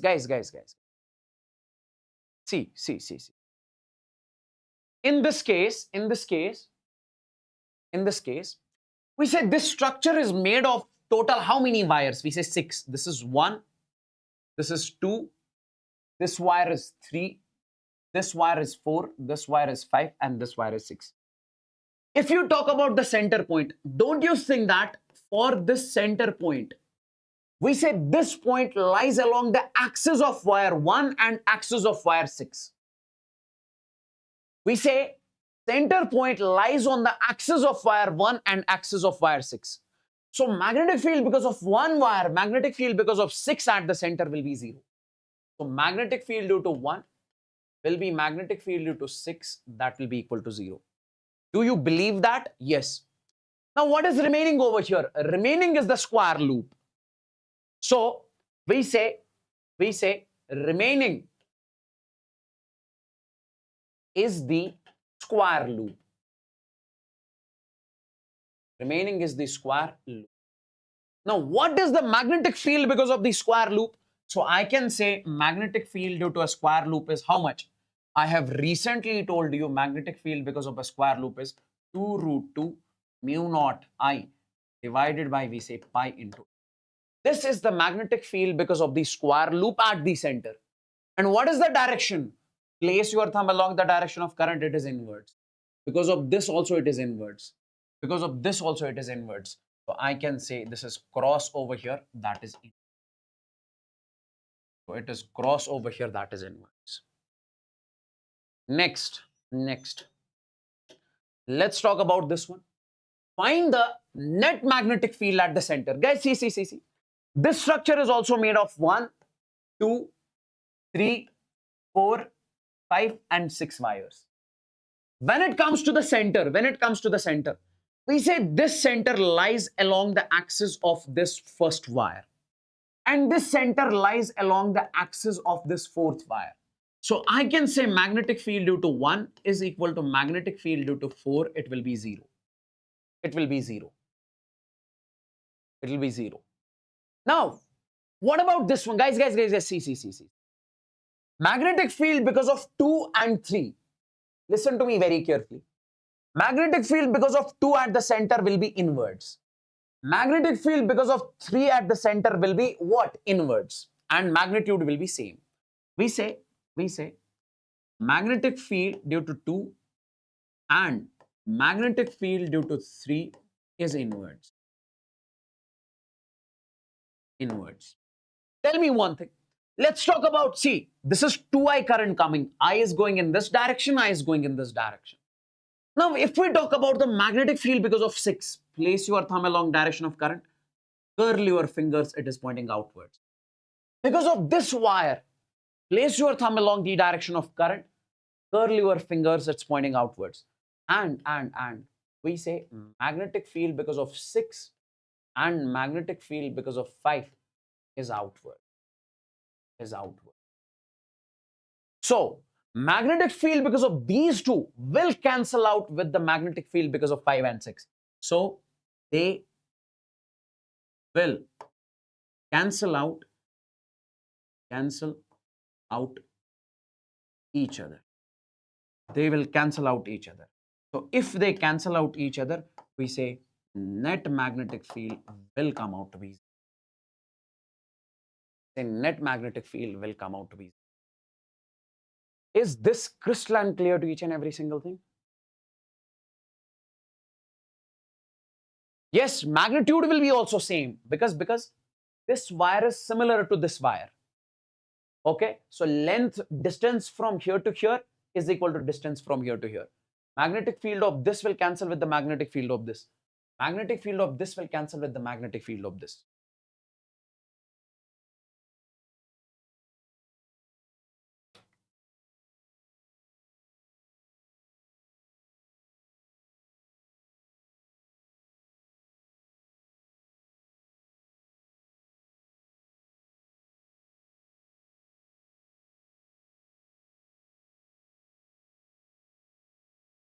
Now guys, next we have this one.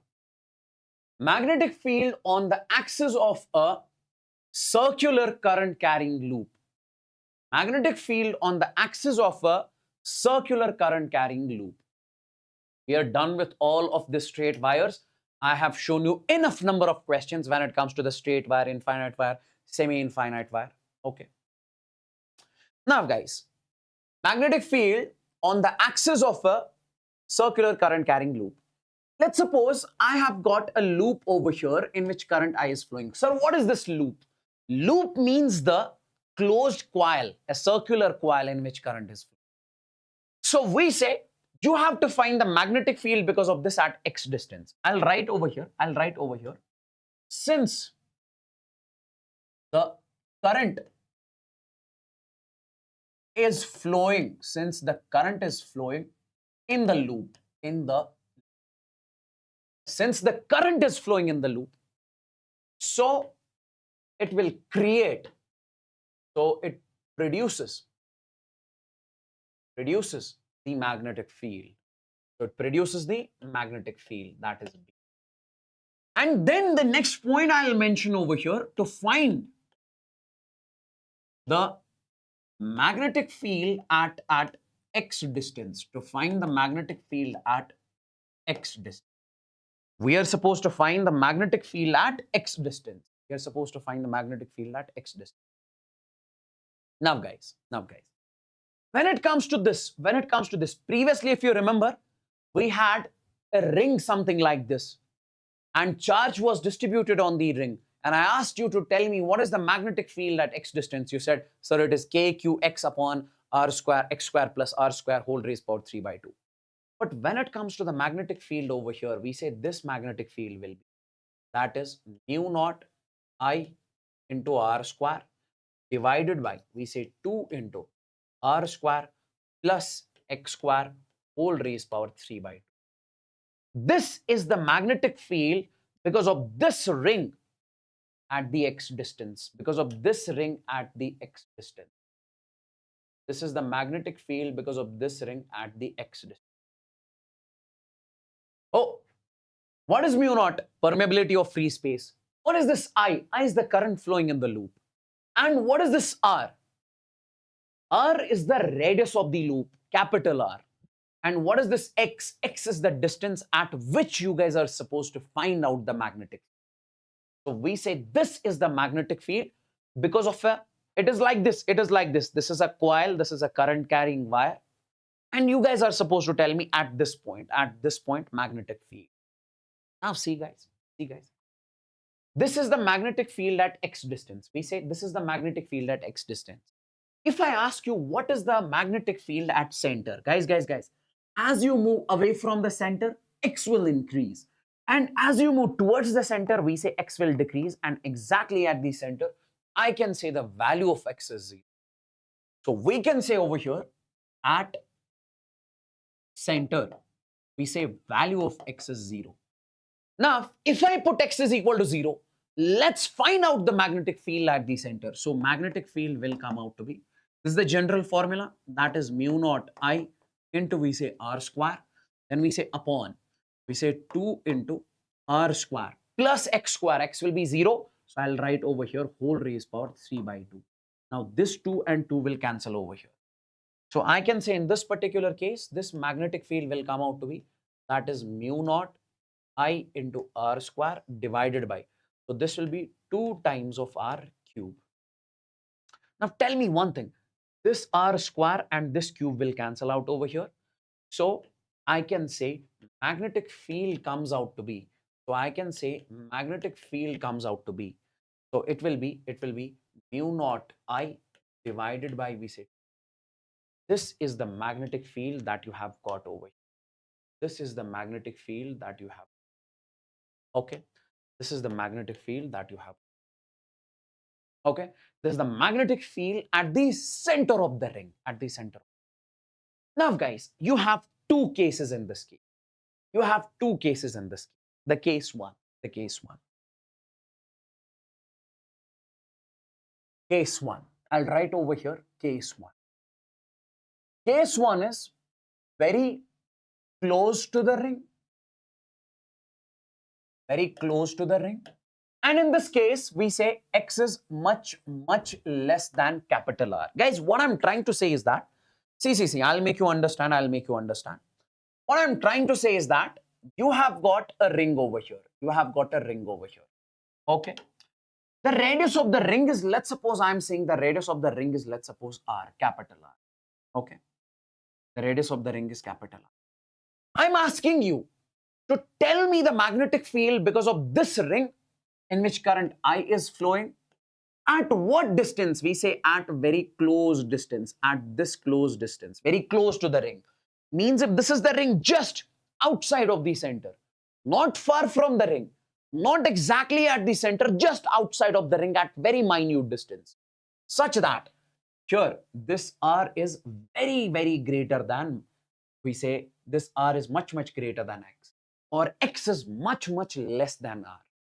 In such cases, we have to find the magnetic field. We say magnetic field will be mu naught I into r square upon 2 times of r square plus x square whole raised power 3 by 2. This is the general formula. Guys, see. If I say I have got a very small quantity, that is x over here, and it is added to a very large quantity, we say it will not create any difference. It's like you are adding a bucket of water to the ocean. Ocean has got the billions of liters of water. If you add a bucket of water to the ocean, it will not create any difference. So adding a very small quantity to a very large quantity will not create any difference. So X is bucket of water, R is ocean, it will not create. So I'll ignore this X.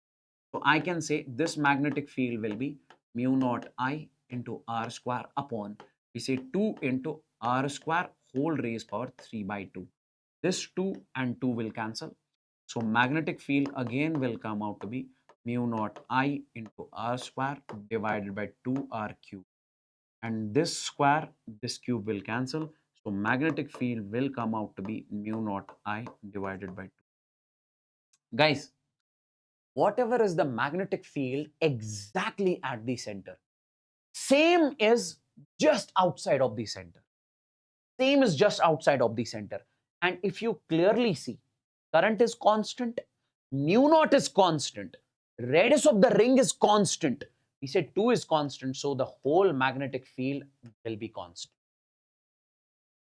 Now, the second case in this one we discuss is, we say case 2. Case 2. That case is what we discuss is very far from the ring. Far from the ring. Very far from the ring. And in this case, we say R is much, much less than X. R is much, much. What I'm trying to say is that, let's suppose I'll make this diagram over here. Let's suppose this is the ring. This is the ring. Okay. And this is the radius of the ring over here. And I'm saying that you have to tell me the magnetic field very far from the ring. Far from the ring means this is X and this is. Can I say in this particular case, we say we say X is much, much greater than R? Yes. So use the general formula. The magnetic field will be, that is mu naught I to R square divided by, say, divided by 2 times of R square plus X square whole raised power 3. Then you can write further you can write over here. This magnetic field will come out to be mu naught I into R square and divided by 2 times of, guys, if R is much very, if R is very small, so you can ignore R. Adding a very small quantity to the very large quantity will not create any difference. So I can ignore this R over here. So I can write X square whole raised power 3 by 2. Again, this 2 and this 2 will cancel. So this will come out to be mu naught I into R square upon, we say, 2 times of X. So here I'll write B is equal to mu naught I into R square divided by 2 times of, and here B is inversely proportional to, we say, X, where B is inversely proportional to X cube. So this is the magnetic field because of a ring at very far distance. This is the magnetic field because of a ring at very close distance. And one more thing is, if somebody asks you to plot the graph between B versus R, if somebody asks you to plot the graph between B versus R, magnetic field versus R, you can simply say this will be the magnetic field and this is magnetic field versus X, sorry. So, guys, when it comes to the center, magnetic field is constant because here at center we say X is equal to 0. Value of magnetic field exactly at the center is mu naught I by 2R, and it's constant, and it is constant. Okay, and same is very close to the ring. Same is very close to the ring. So at exactly center, magnetic field is constant. So I can say B is constant. And when you move away from the ring, magnetic field will decrease. So we can say B is inversely proportional to X square. It is very far, at very far distance, and this is very close. Please tell me in the chats. Please tell me in the chats if everything is crystalline clear. Guys, tell me in the chats if everything is crystalline.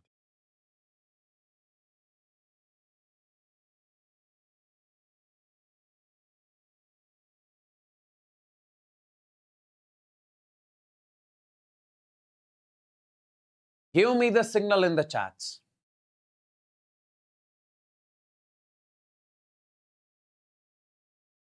And smash the like button, guys, if you have not liked the session yet. I would want you to smash it as soon as possible.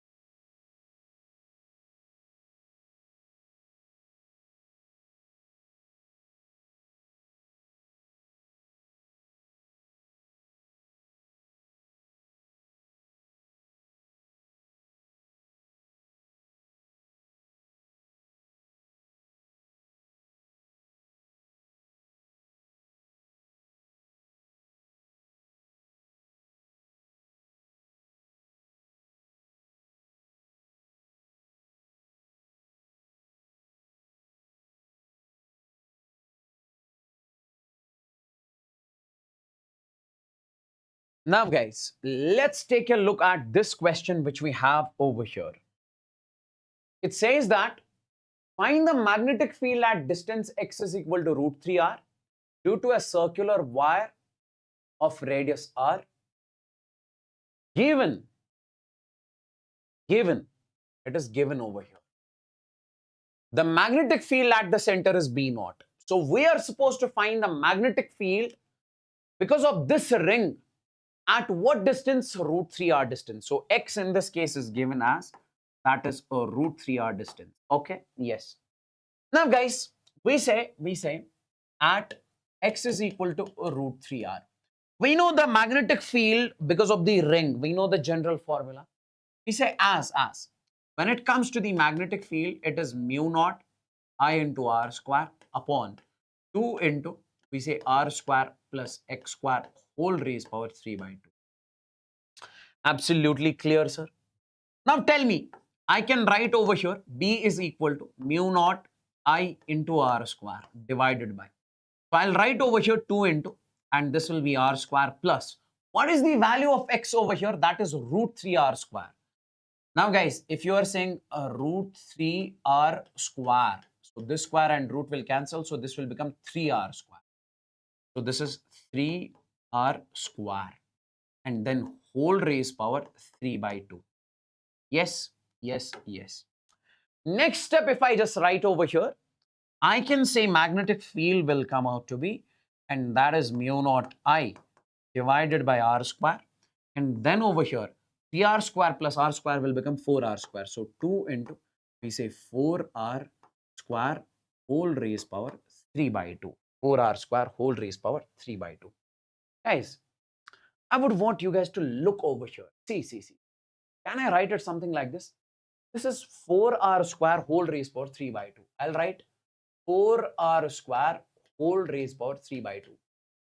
Can I do a bit more calculation over here? I'll write it. This is 4R square whole raised power 1 by 2 multiplied by 3. It's one and the same thing because 3 into 1 becomes 3 by 2 once again. Now. What does this mean? 4R square whole raised power 1 by 2. We say the value of root is 1 by 2. So if it is 1 by 2 in power, it means it is root. So 4 root, I can write it something like this. 4R square, it means root. Because of 1 by 2, I'll write root, whole cube. And then I can write over here, this guys, 4 root is, we say 2 square, and this will cancel 2R, and it is whole cube. Now, 2 cube is 8, R cube is R cube. So instead of all of this, I'll write 8R cube. So this magnetic field will come out to be mu naught I into R square upon, we say 2 into, will be how much? That is 8R. Guys. This square and this cube will cancel. So I can write in this particular case, this you can write separately, okay? Keep this thing separate over here. Then you can say in this particular case, this magnetic field will come out to be, that is mu naught I divided.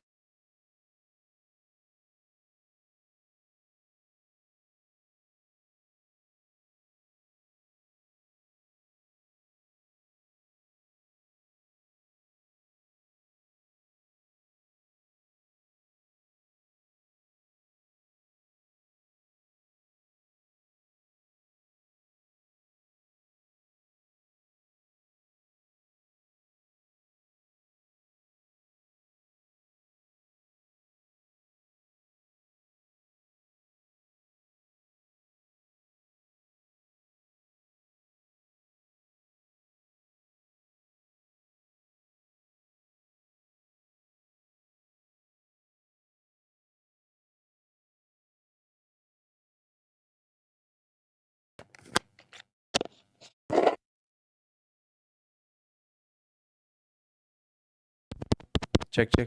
Am I audible now? Am I audible now?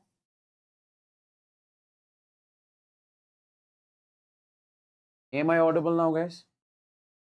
Okay, great. So I can say in this particular case, this is mu naught I divided by 2R. Instead of mu naught I divided by 2R, this is the magnetic field at the center.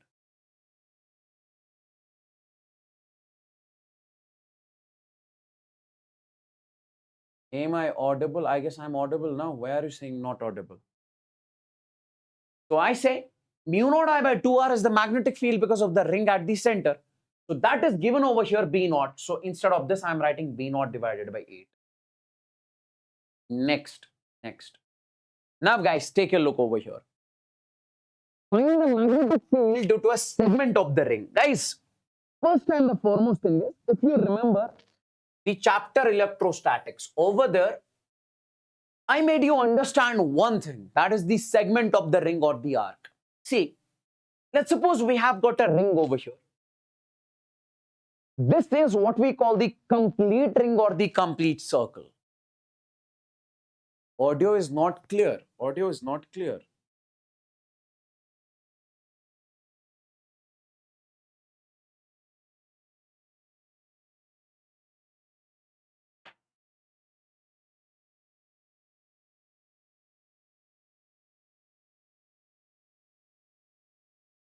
made you understand one thing, that is the segment of the.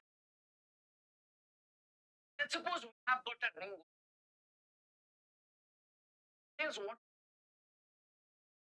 this happens sometimes. Just a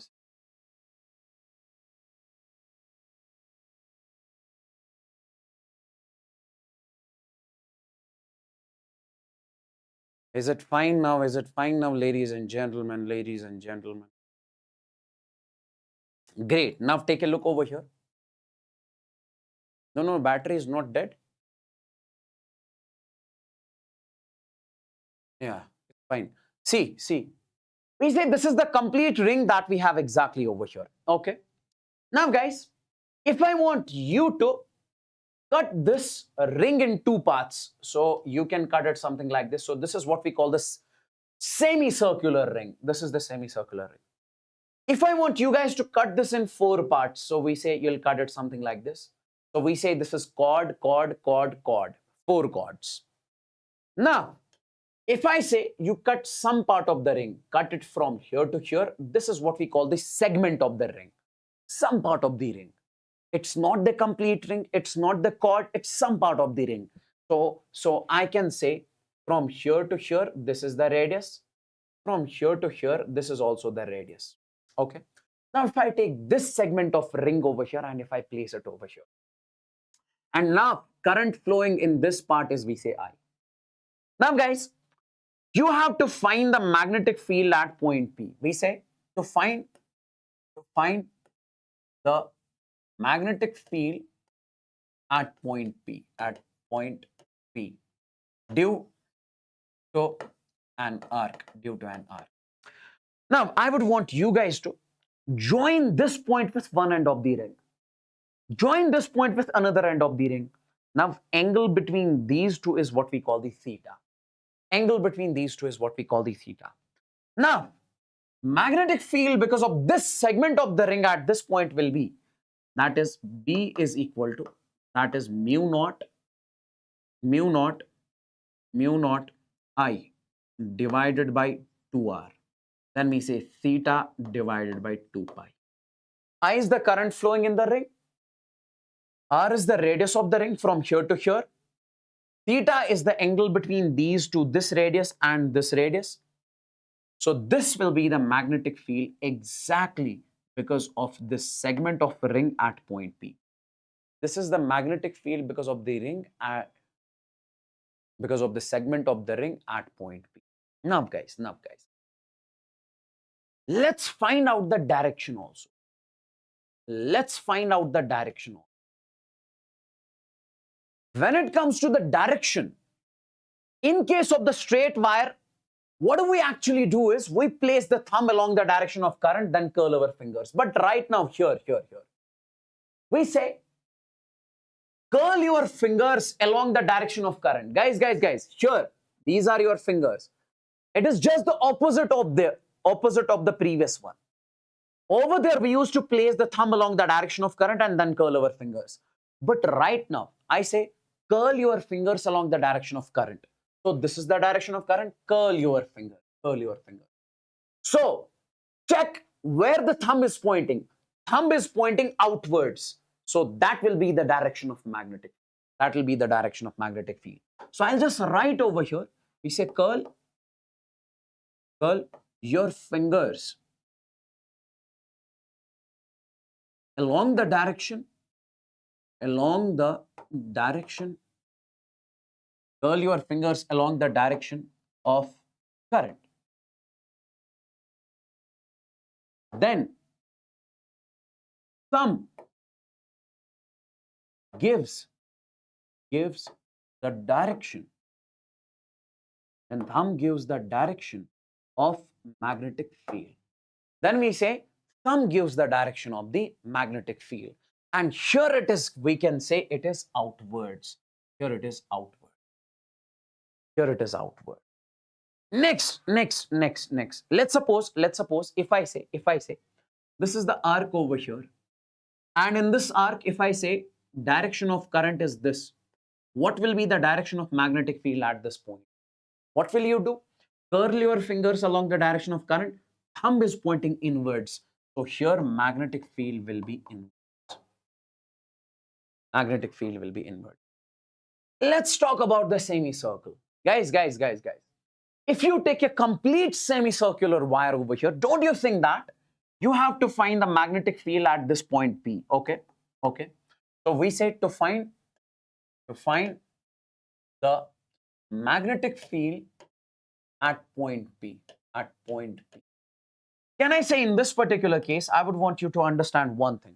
Guys, see, we say join this point with one end of the wire, and this is what we call R. Join this point with another end of the wire. This is what we call the R.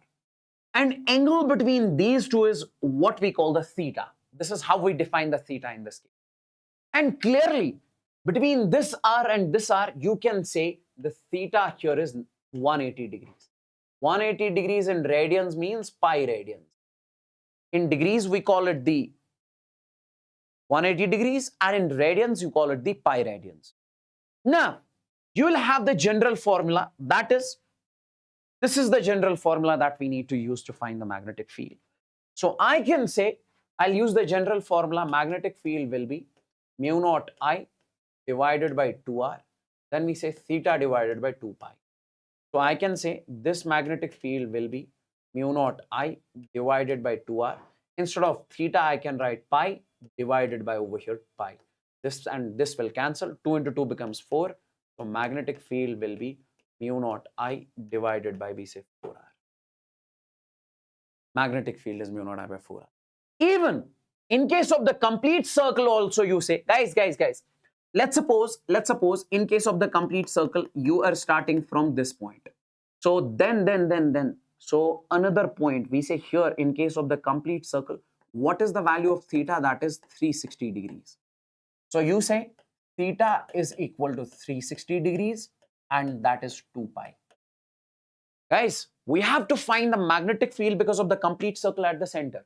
We have already calculated this, mu naught I by 2R. See, here we got it, mu naught I by 2R. Mu naught I by 2R, magnetic field because of the complete ring at its center, mu naught I by 2R. Let's check if we are getting the same result by using this formula. So I can say B is equal to mu naught I divided by 2R, theta divided by 2 pi. Instead of theta, I'll write 2 pi over here. B is equal to mu naught I divided by 2R, 2 pi divided by 2 pi. This and this will cancel. So magnetic field will come out to be mu naught I divided by 2R. And how do you find the direction? Curl your fingers along direction of current. Thumb is pointing outwards, so it is outwards. Next, because of the chord. Guys, clearly you can see over here, if you join this point with one end of the chord, if you join this point with another end of the chord, we say theta here is coming out to be 90 degrees. Theta is coming out to be 90 degrees. So we can say magnetic field is mu naught I divided by 2R, theta by 2 pi. Theta is 90 degrees means you can also say it is pi by 2 radians.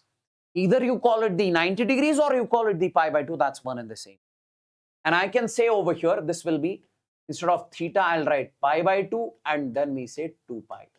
Because it is theta divided by 2 pi. So I can say this pi and pi will cancel.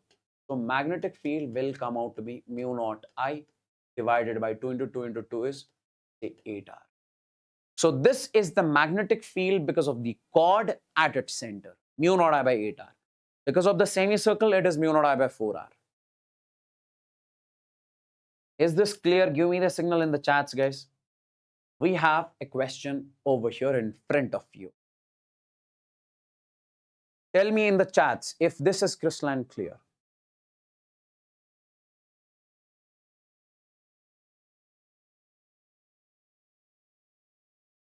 Direction will be same. Curl your fingers along the direction of current. Thumb will give you the direction of magnetic. Okay. Tell me.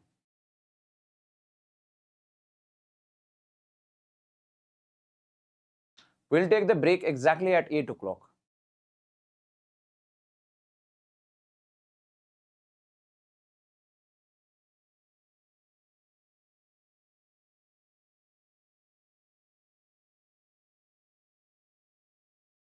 We have to find the net magnetic field at O.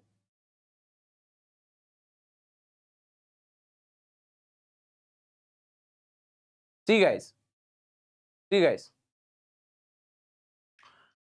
if you take a look at this structure, we said this structure is made of a cord, a straight wire, a semicircle, a straight wire, another cord, another straight wire. Okay. Now, in this case, we say, let's call this as 1.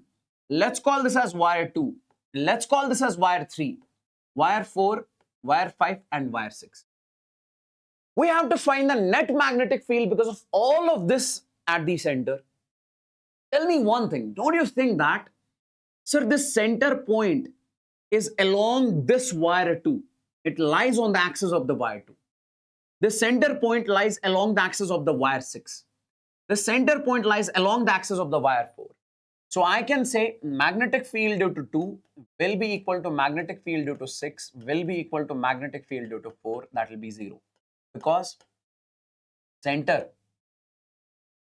is along, we say wire, which one? 2, 6, 4. Center is along wire 2, 6, and 4. 2, 6, and 4.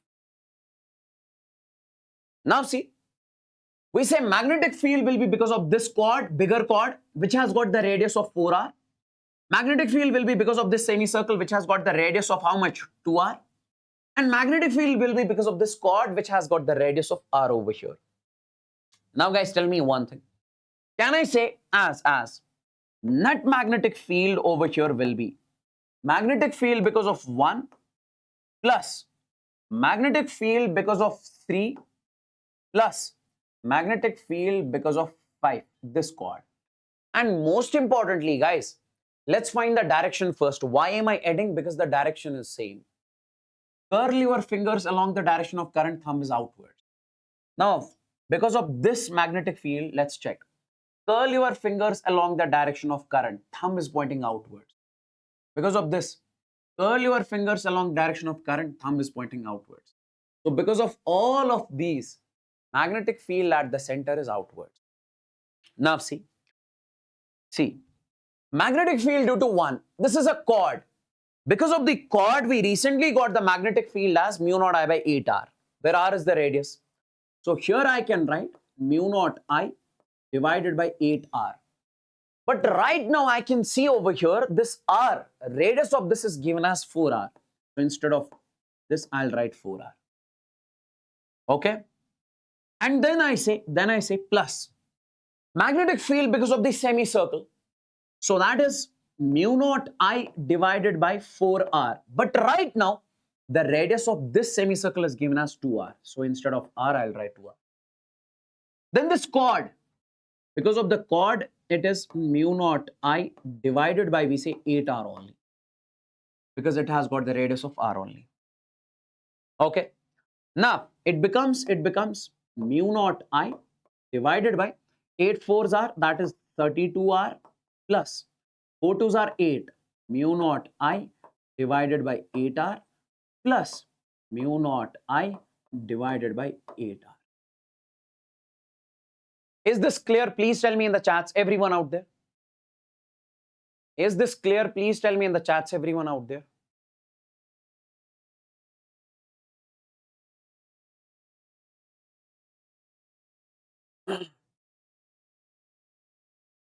Okay.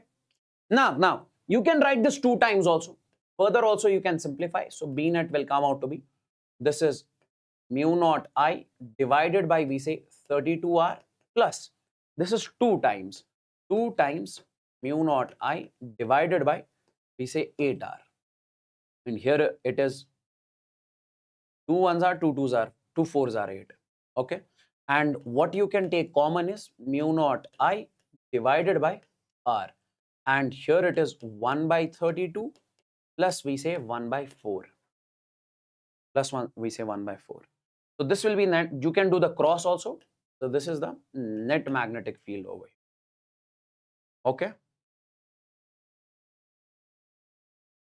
Okay. Is this clear? Please tell me in the chats. Please tell me in the chats. And direction would be outwards.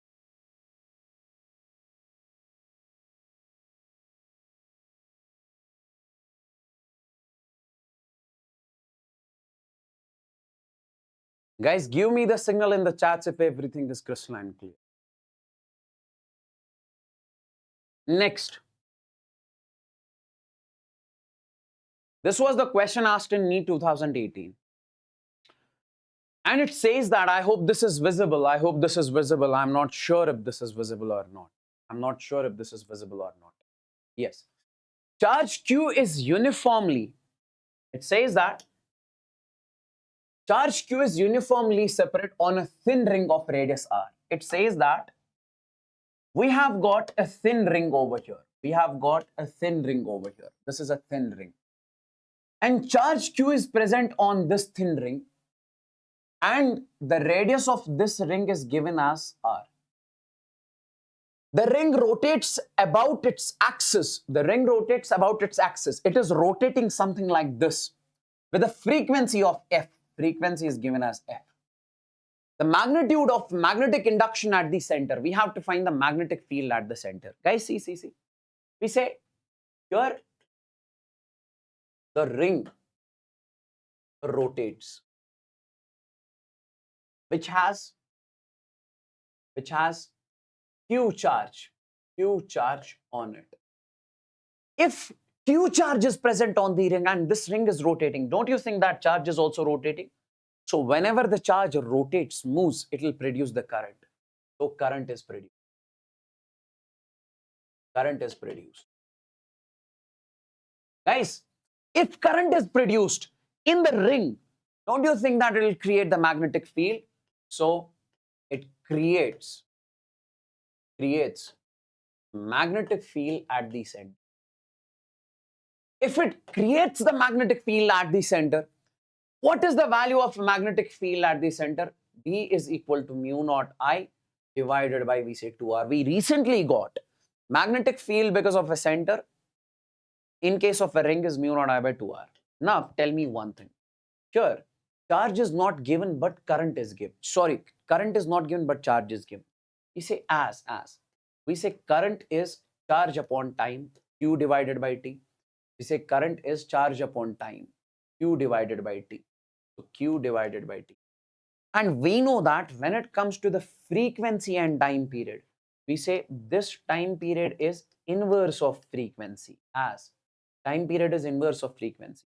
So I can write this current will come out to be, that is Q upon 1 upon frequency.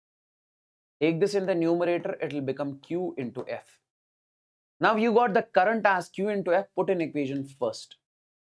I say put in equation first. I would want you guys to put in equation first. So I can say this magnetic field will come out to be. So it is mu naught. Instead of this current, I can write over here that is Q into F divided by, and over here it will be 2R. It is 2. So I guess option 1 is matching over here. I guess option 1 is matching. This is the magnetic field in terms of charge and frequency. Now guys, take a look at this question. Take a look at this question. Find the magnetic field at the center. You guys are supposed to tell me what is the magnetic field at the center. You have got this ring over here. You have got a second semicircular ring, smaller one, bigger one. Guys, tell me one thing. If I talk about this entire structure, we say it is made of 1, 2, 3, and 4 parts. These are the straight wires. Here, if the direction of the current is this, so this will be the direction of current. This will be the direction. Now, when it comes to the center, we say this point lies on the axis of this wire. This point lies on the axis of this wire. So I can say magnetic field due to 2 is equal to magnetic field due to 4 will be equal to 0. Why? Because center point lies on the axis of 2 and 4. That's why we are saying 0. So I can say Net magnetic field in this case will be simply, that is because of this third wire, that is B3, and because of this wire, that is B2. Because of this and because of this. Now tell me one thing, guys. Tell me one thing, guys. See. If I say magnetic field because of this wire at the center, how do you find it? Curl your fingers along the direction of current, thumb is pointing inwards. So magnetic field because of this will be inwards. So I say this is B1. I'll write over here, that is B1 is, okay. This B1 will be inwards. I'll write it cross. Let's find the magnetic field because of this. Curl your fingers along the direction of current, thumb is pointing outwards. So I can say magnetic field because of this B3, it is outwards. So B1 minus B3. Why am I subtracting over here? Because the magnetic fields are in the opposite direction, inward and outward. That's why I'm subtracting. Now the question is, sir, why did you subtract B1 minus B3? Why did you not do it like B3 minus B1? We say because B1 is greater than B3. Why, sir? See, guys, how do you find the magnetic field because of a semicircular ring? B is equal to mu naught I divided by 4R. Magnetic field and R, it is inversely proportional. So this is having the radius R. Its radius is less. If R is less, magnetic field will be more. This bigger one has the magnet radius 2R. So if radius increases, magnetic field will decrease. So that's why B1 will be more, B2 will be less. Now I can write over here, net magnetic field will be, because of this smaller one, how much is the magnetic field? Mu naught I divided by over here 4R. Instead of R, I can write this will be 4 into this small r is given, I'll take small r only. And then, my dear friends, if you talk about the bigger one, minus mu naught I divided by 4R. Because this is also the semicircle. Because of a semicircle, it is mu naught I by 4R. Now, my dear friends, instead of R, I can write over here 2R. Because the radius of the bigger one is 2R. So I can write over here 2R. So net magnetic field will come out to be, that is mu naught I divided by 4R minus 4 into 2 is 8. This is mu naught I divided by, we say, 8R. Now, guys, it is 1 by 4 minus 1 by 8. It will come out to be 1 by 8. Don't say it will be 1 by 4. No, it is 1 by 4 minus 1 by 8. So I can say over here, net magnetic field will come out to be, that is mu naught I divided by, we say, 8. And direction is inwards. Why? Because we consider the direction of bigger vector will be the direction of net. Is that clear? Is that clear? Please tell me in the chats.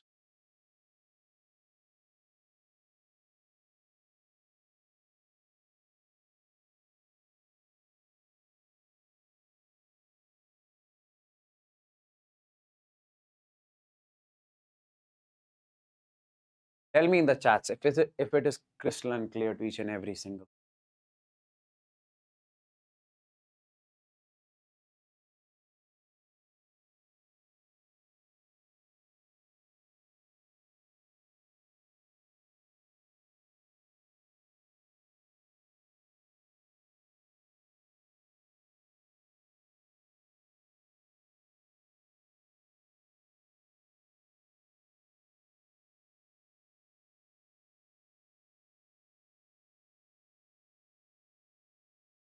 I see. In this case, this is the direction of the current, and here this current will flow something like this. And this structure is made of 1, 2, 3, and 4. You guys are supposed to tell me what is the net magnetic field at the center. What is the net magnetic field at the center? Guys, clearly here also magnetic field because of 2 and 4 will be 0. Magnetic field because of 2 is equal to magnetic field because of 4, it is 0. Why? Because the center point lies on the axis of these two wires. Then comes this bigger wire and you have got this wire. See, guys, let's find out the magnetic field because of this. Let's find the direction. Curl your fingers along the direction of current. Thumb is pointing inwards. Because of this, magnetic field at the center is inward. Let's find the magnetic field because of this. We say curl your fingers along the direction of current. Thumb is pointing inward. So magnetic field because of this at the center will be inwards. Magnetic field because of this at the center is inwards. Magnetic field because of this at the center is inwards. So are we supposed to add or subtract? Please tell me in the chats.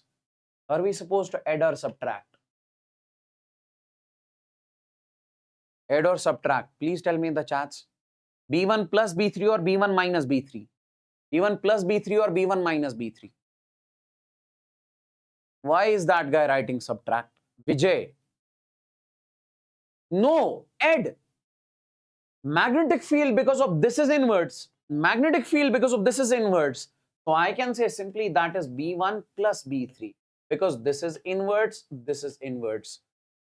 If the two vectors are in the same direction, we add. If they are opposite, we subtract. Now tell me. This is a semicircular wire which has got the radius 2r. So I can say in this case, magnetic field will be mu naught I divided by 4r. Now r in this case will be 2r. Then plus. In this case, magnetic field because of this will be how much? That is mu naught I divided by, we say 4r. Because of the semicircular wire, it is mu naught I by 4r. So here r is 2r, that's why I mentioned 2r. So I can say in this particular case, this will be mu naught I divided by, this is 8r plus mu naught I divided by, we say 4r. 8r plus. And what will be the direction? Direction will be the inward. Please tell me in the chats if everything is clear till over.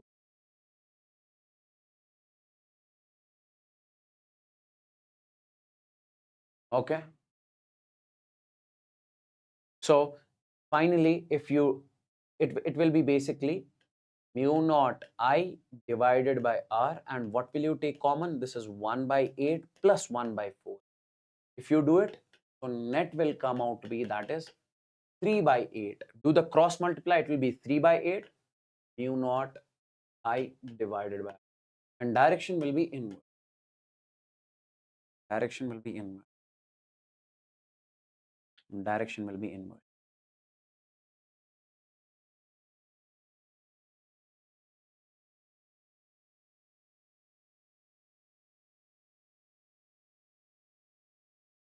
Tell me the answer of this question, guys. Tell me the answer of this question, guys. The figure below shows the current loop having the circular arcs. Okay, I'll make it over here. I'll make it over here. Don't cry. Please don't cry in the chats. I'll make it over here. You have got an arc. You have got one more arc. I've got one more arc. Okay. And it is something like this. It is something like this. And there is a point over here. There is a point over here. From here till here. From here till here. And in this particular case, it says that current flowing in this is I, and then it goes over here as I. And this is given from here to here. The radius of the smaller arc is given as A, and the radius of the bigger arc is as, we say, sir, B. You are supposed to find the net magnetic field at O. Guys. And this angle in this particular case is given as theta. The structure is something like this. This is the structure. Current is flowing in the structure. You are supposed to tell me what is the net magnetic field at O because of this structure. See, guys. Is this a semicircle? No, sir. Is this a chord? No, sir. Is this a complete circle? No, sir. Is this an arc or the segment of the ring? Yes, sir. So in this particular case, I would want you guys to use the formula that is the segment of the ring. That is the segment of the ring. We say, here, let's call this as 1 and let's call this as 2. Because of this wire and this wire, magnetic field at the center will be 0. Why? Because this point lies on the axis of this wire. This point lies on the axis of this wire. Now, tell me one thing. Magnetic field because of this arc at this point will be in which direction? Curl your fingers along the direction of current. Thumb is pointing inwards. Because of this, it is inward. Okay. Now, magnetic field because of this, curl your fingers along direction of current, thumb is pointing outwards. So I can say when it comes to the net magnetic field over here, that will be magnetic field because of this, that is B2. Magnetic field because of this, that is B1. Because of this. And direction because of this is curl your fingers along the direction of current, thumb is pointing outwards. So this is outwards. Because of this, magnetic field is inwards. If they are in the opposite direction, we are supposed to subtract these two. That is B2 minus B1. That is B2 minus B1. Okay. Now. Sir, magnetic field because of B2 will be greater.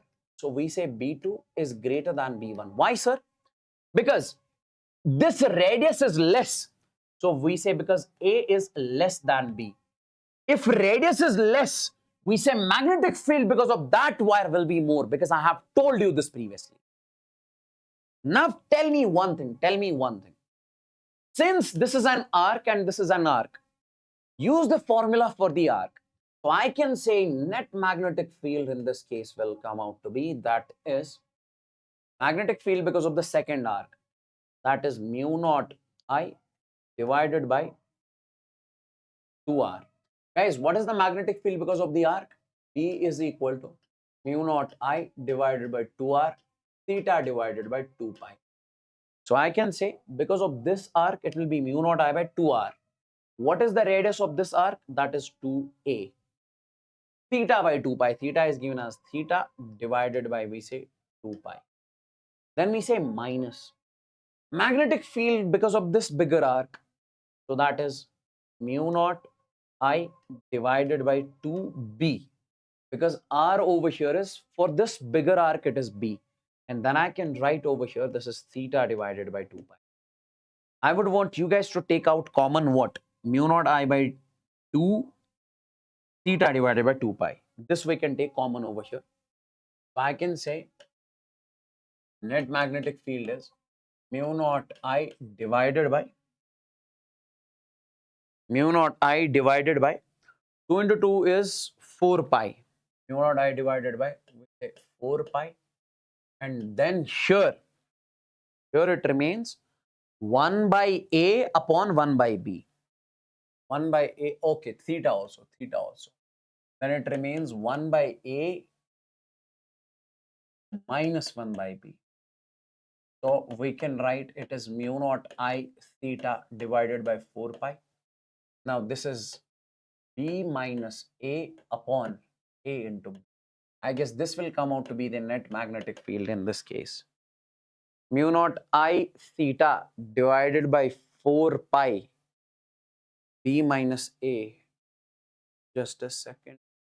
B minus A upon A minus B. I guess option second is matching.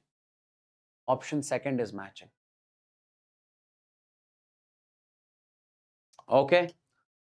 Okay, great. Let's move on to the next one. This question we have over here. See, guys, in this case, you have got a semi-infinite wire. And there is this ring over here. This is not the complete ring, because these are the 3 parts of the ring. If you join this chord also, it will become the complete ring. So 1 chord, 2nd chord, 3rd chord, 3 chords. Okay. And this is we have over here. Guys. In this particular case, if you check the magnetic field at point O, see. We say magnetic field because of this semi-infinite wire at the center will be 0. Why?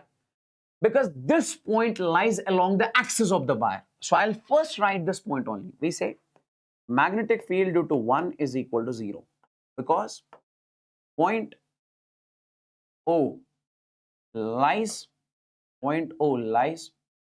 on its axis. Then when it comes to the net magnetic field, guys, net magnetic field will be because of this third part of the wire and the second part of the wire. Tell me one thing.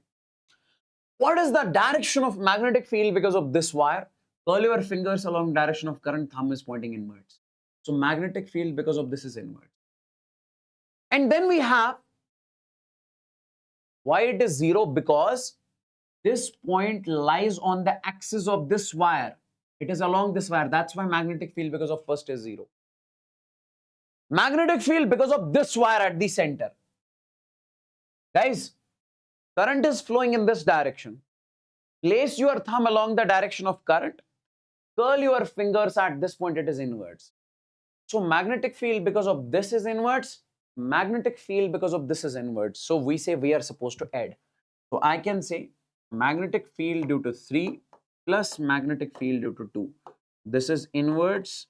This is also inwards. Now guys, tell me, how to find the magnetic field because of this? It is not a semicircle, it is not a chord, it is a ring, but not the complete ring.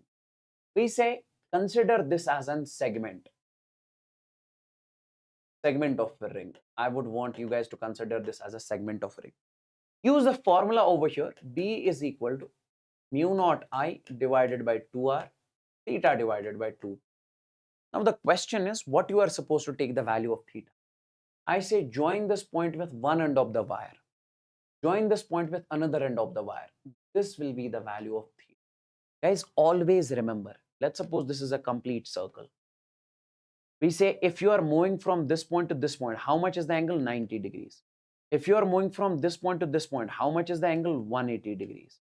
If you are moving from this point to this point, this point to this point only, how much is this angle? 270 degrees. 270 degrees. No. Complete. I'm saying from here to here only. From here to here only. This is 270 degrees. And when you take the complete circle, it is 360 degrees. So this 270 degrees comes when you have one chord, two chords, three chords. Here, one chord, two chords, three chords. So this angle in this particular case should be here. Theta should be 270 degrees. And in pi radians, you can call it 3 pi divided by 2. 3 pi by 2. 3 pi by 2 radians. Okay. 3 pi by 2. Now guys, use the formula. So I can say this B3 is a segment. So that is mu naught I. Okay. And if you put the values directly, we'll find it over here. So this magnetic field will come out to be, that is mu naught I divided by 2r. Put the value of theta as 3 pi divided by 2, and then you have got 2 pi. Now this pi and pi will cancel. 2 into 2 is 4, 4 into 2 is 8. So magnetic field will come out to be 3 by 8 mu naught I divided by r. So we say magnetic field because of this third comes out to be 3 by 8 mu naught I divided by, we say r, then we say plus magnetic field because of the second. This is a semi-infinite wire. Because of the semi-infinite wire, magnetic field is mu naught I by 4 pi r. So it is mu naught I divided by 4 pi, we say sir, r. Because you are finding at r distance. And in this case, you can say what you can take common is, I can say mu naught I divided by, we say 4r. 4r you can take common. What remains in the first one? 3 by 2, and in the second one will be 1 divided by pi. So this will be the net magnetic field in this case. Guys, please tell me in the chats if this is crystalline clear. Please tell me in the chats if this is crystalline.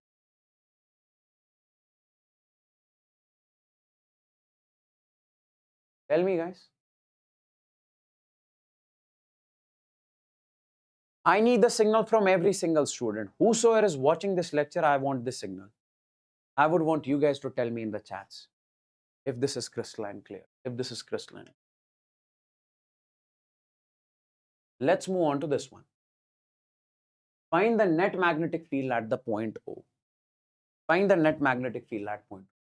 We say this is a semi-infinite wire, this is a semi-infinite. Okay. Guys. In this case, we say this is semi-infinite wire, this is semicircle. Tell me one thing. If I say magnetic field because of this at this point will be in which direction? Direction of current is this. Place your thumb along the direction of current, curl your fingers. So place your thumb along direction of current, curl your fingers. Your magnetic field is inwards. So when it comes to the net magnetic field over here, that is magnetic field due to wire 1, magnetic field due to wire 2, magnetic field due to wire 3. Now let's first check the direction, then only we'll do add or subtract. Magnetic field because of this is inwards. Now let's check because of this.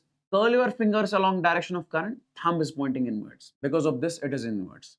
So B1 is inwards, B2 is inwards. Magnetic field because of this. Place your thumb along the direction of current. Curl your fingers here. So it is also inwards. In case of a straight wire, we place the thumb along the direction of current. In case of a curved wire, okay, or a ring, we curl fingers along the direction. So all of these are inwards, so we add over here. So I can say magnetic field because of the first wire, that is mu naught I divided by, we say 4 pi. At what distance you are finding? R. Because magnetic field due to a semi-infinite wire is mu naught I by 4 pi R. Because this is semi-infinite. Semi-infinite. This is also semi-infinite. Okay, one end is at 0 degrees, another end is at infinity. So here also, one end is at 0 degrees, another end is at infinity. So mu naught I by 4 pi R. And then we say plus. This is semicircular wire. So it is mu naught I divided by 4R. Because of the semicircle, I'm sorry. Magnetic field is mu naught I by 4R. Mu naught I by 4R. Okay.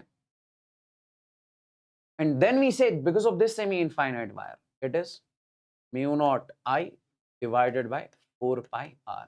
This and this is 2 times. You can write 2 times mu naught I divided by 4 pi R. Then we say plus mu naught I divided by 4R. You can take the common also, or you can keep it like this also. This will be the magnetic. You can take common over here, mu naught I by 4R. Then, okay, further you can write it. Let me write that also. P net is equal to mu naught I divided by 4R. Here it remains 2 by pi plus 1. Okay, let's talk about this one. Guys. In this particular case, you have to tell me what is the net magnetic field at O. See, this is the first part and this is the semi-infinite one. This is also the semi-infinite one. And here you have got, it is this portion of the wire is exactly like this. Yeah, it is similar. And we already got its magnetic field as 3 by 8 mu naught I by R. Now tell me one thing in this case. Guys.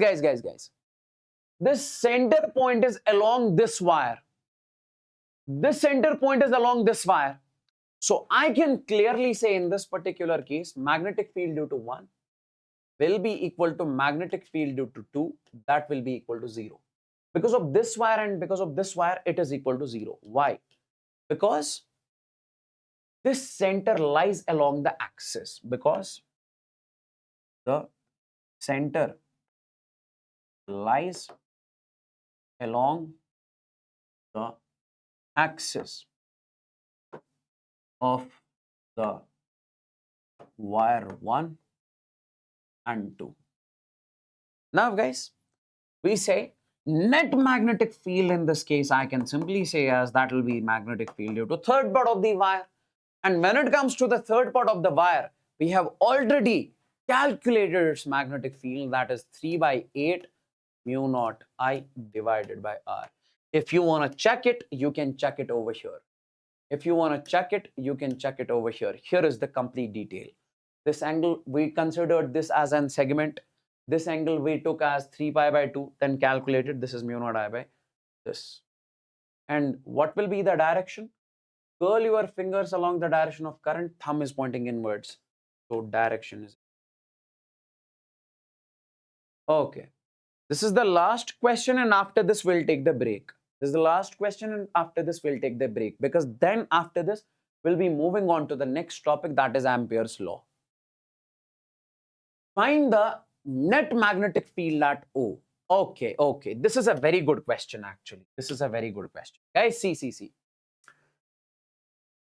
You have got a semi-infinite wire, then a semicircular ring, and then this semi-infinite wire. Okay. Guys, see, in this particular case, I would want you guys to understand one thing. See. It is like you have got a semi-infinite wire that is entering the board over here. Because see. Here, this was supposed to be, sir, y-axis. But in the question, they have mentioned this is z-axis. This was supposed to be x-axis. But in the question, they have mentioned this is y-axis. This was supposed to be z-axis. But in the question, they have mentioned this is x-axis. Okay. Now, guys, this question is like, there is a one wire which is entering the board. That is this first wire. I'll give you the 3D feel. This diagram is in the 3D. So the wire is basically entering the board. So current is entering the board. This is a semi-infinite wire. Okay, guys, understand this. This is the first wire over here entering the board. Then on the board, another wire is placed something like this. That is semicircular wire. Then another wire comes out of the board something like this. This is the structure. This is the structure entering, and over here then coming out. So this wire entering the board, this wire coming out of the board, and this wire is on the board, on the plane of the board. We have to find the net magnetic field at point O. Guys, tell me. I say this is a semi-infinite wire. I can write this as a semi-infinite wire. Semi-infinite. This also is semi-infinite. Semi-infinite and semi-infinite. Tell me one thing in this particular case. If I say magnetic field net over here, that will be magnetic field because of the first part of the wire, magnetic field because of the second part of the wire, magnetic field because of the third part of the wire. So that is B1, B2, and we say, sir, B3. Guys, understand one thing. Understand one thing in this particular case. See. Because of this, magnetic field will be, I'll just let's keep it plus. Magnetic field will be, so that is mu naught I divided by 4 pi at what distance? If this is R, so from this wire till here, this will be also R. This will be also R. 4 pi, we say R. Now, let's find the direction. Guys. This is the current going inwards. Place your thumb along the direction of current. Curl your fingers. So when you curl the fingers at point O, it is downwards. Now. It is downwards. My dear friends, if it is downwards, if the magnetic field because of this wire is downwards, we say this is the z-axis. And we say in the downward direction, it will be minus z. If you remember, if you remember in electrostatics, I have told you, if there is a vector which is along the x-axis, we say, let's suppose, guys, if you have got a block over here, if I am applying the force on this block, which is along the x direction, you can mention over here I cap. This I cap is the unit vector, which tells us the force is acting along the positive x direction. Okay. And if I say, if there is a force which is acting on this block in the y direction, so we say this will be the force along y direction, and we mention the J cap over here. J cap tells you the force is acting along y. And if I say the force is along z direction, we say Fk cap. So this tells you the direction of the vector over here. Now, my dear friends, in this particular case, if I say, because of this magnetic field at the center is we say, sir, downwards. In upward direction, we say plus z. In the downward direction, we say minus z. So I say the direction of this will be minus k cap. Minus k. Minus k cap tells you the direction of this vector is in the downward direction. Okay. Okay.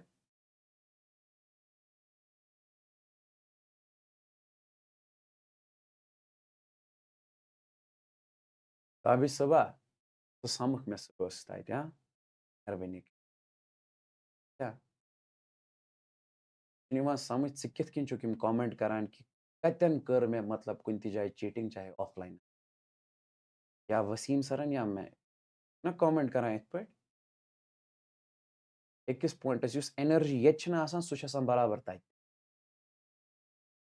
तो समख में ताई मैं समझात से mean energy छा या Wasim Saran energy छा कुंती जाए कम आसान कुंती क्लासेस में चाहे पत शोंगमी तासो या न शोंगमी तासो एंड यू आर एक्सपेक्टिंग सु शुक एक्सपेक्ट करान कि स गसक शुक एक्सपेक्ट करान कि स गसक कामयाब पन्नन टीचरन इतकिन डिसरिस्पेक्ट करे हां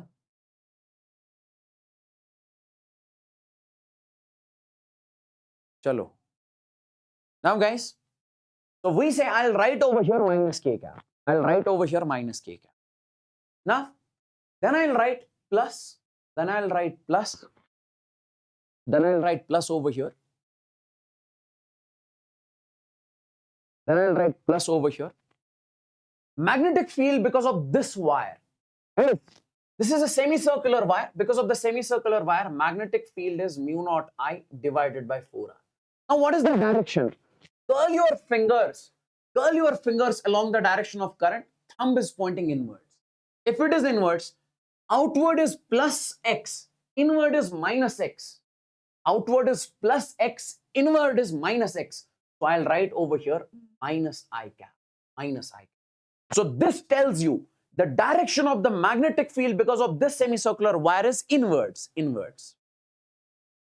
Then we say magnetic field because of this wire. Magnetic field because of this wire. See, we say plus. Magnetic field because of this wire will be same and it will be downwards. Place your thumb along the direction of current. Thumb is pointing downwards, and it will be also mu naught I divided by 4 pi r, and this is minus k. Okay. So you can write over here minus mu naught I, and this you can clearly see this and this are twice over here. Because of this, it is in the downward direction. Because of this, also downward direction. That's why minus k cap. So I can say in this particular case, this is 2 times mu naught I divided by 4 pi r, and it is k cap over here, and it is minus over here. And then we say minus mu naught I divided by, we say, 4r. This will be the net magnetic. Is that clear? Please tell me in the chats. Is that clear? Please tell me in the chats.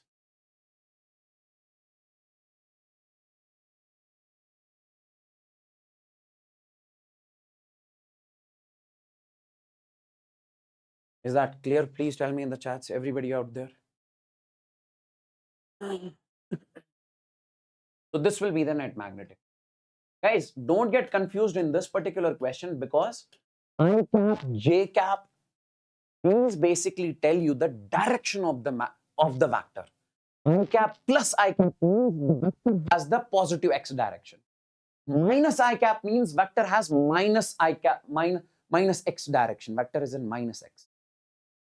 Plus J cap means it is in the y direction. Minus J cap means it is in the minus y direction. Okay.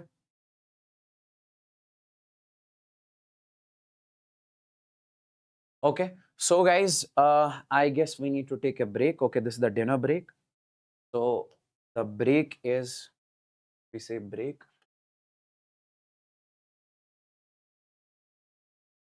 till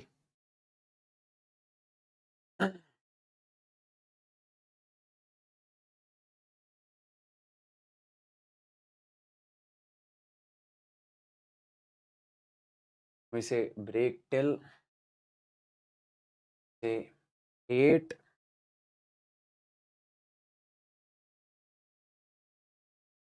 8:45.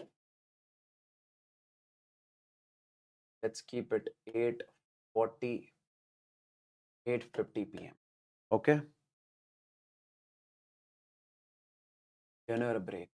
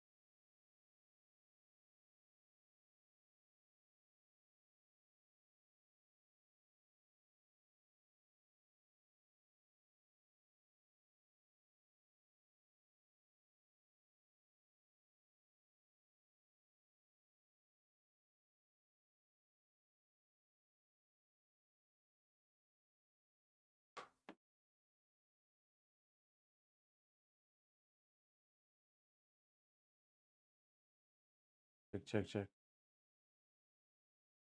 So, guys, let's start.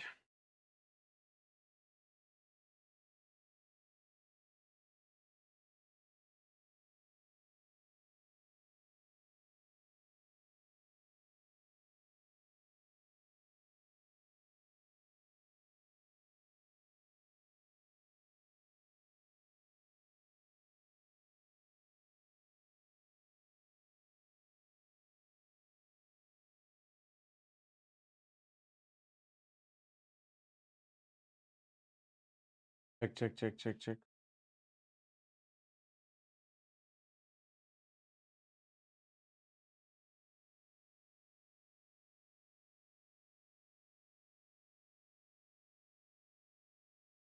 Guys, come on. Let's take a look over here. Now let's start what we call the Ampere's law. Let's start what we call the Ampere's law. Okay. I would want you guys to focus completely over here. Let's start the Ampere's law. See guys, when it comes to the Ampere's law, what does this Ampere's law say? What does this Ampere's law say? We say simply, I'll write over here, it is used to find the magnetic field.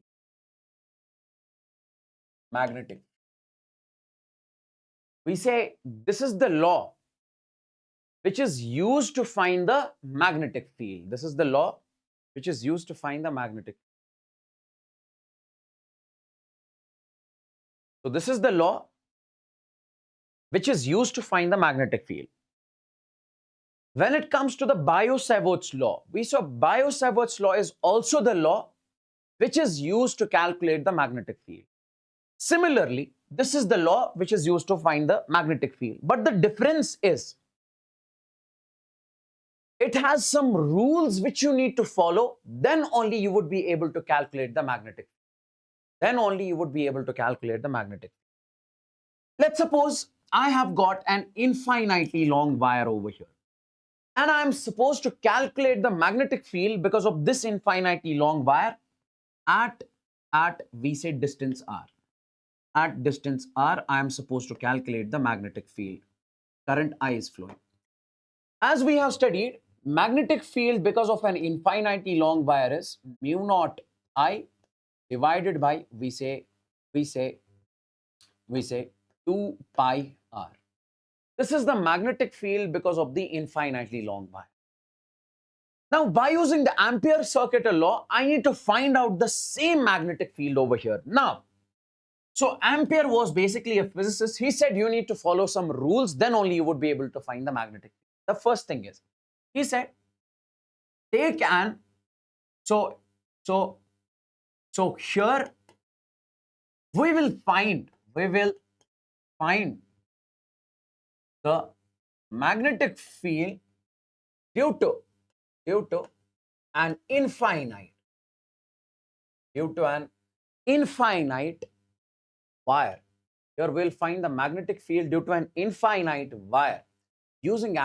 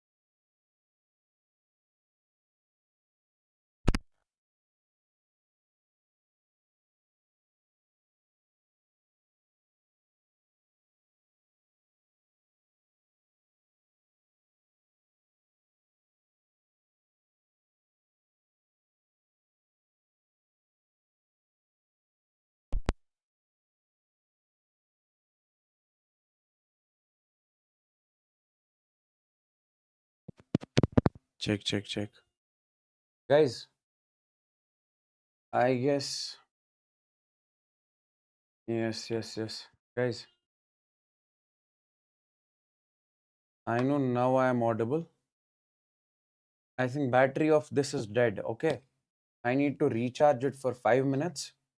So let me see if it works. If not, then we'll take the break for 5 minutes so that it gets recharged.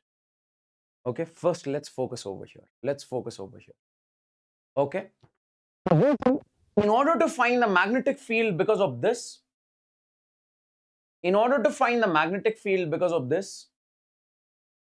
at this point, we use the Ampere's law. What does the Ampere's law actually say? Now am I audible? Please tell me in the chats.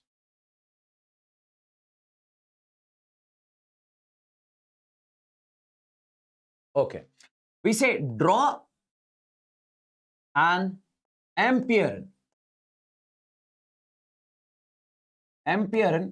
loop at that point.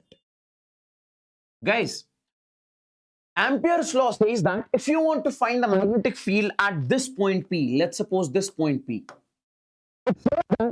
draw a loop at that point. This is the wire over here. You want to find the magnetic field at point P.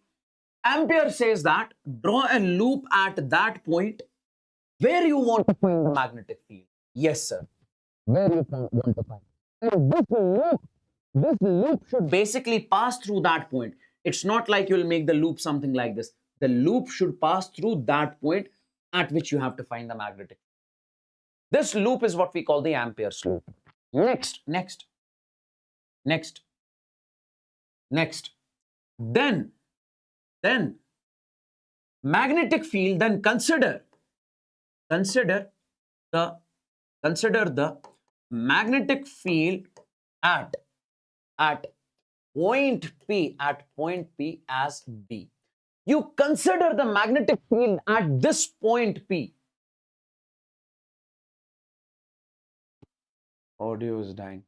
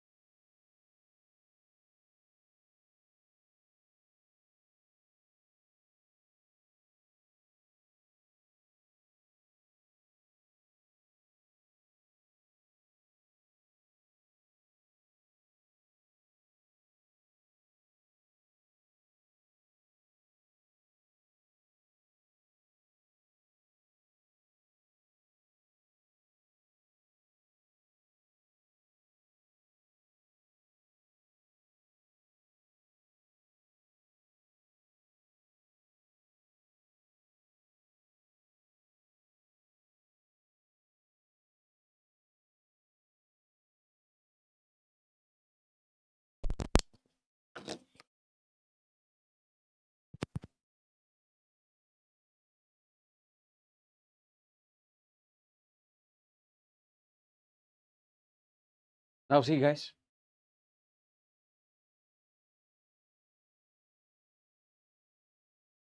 take a look over here. See guys. So we say draw an Amperean loop at that point. Then consider the magnetic field at point B. Then consider the magnetic field at that point as B. Okay. Then consider the magnetic field.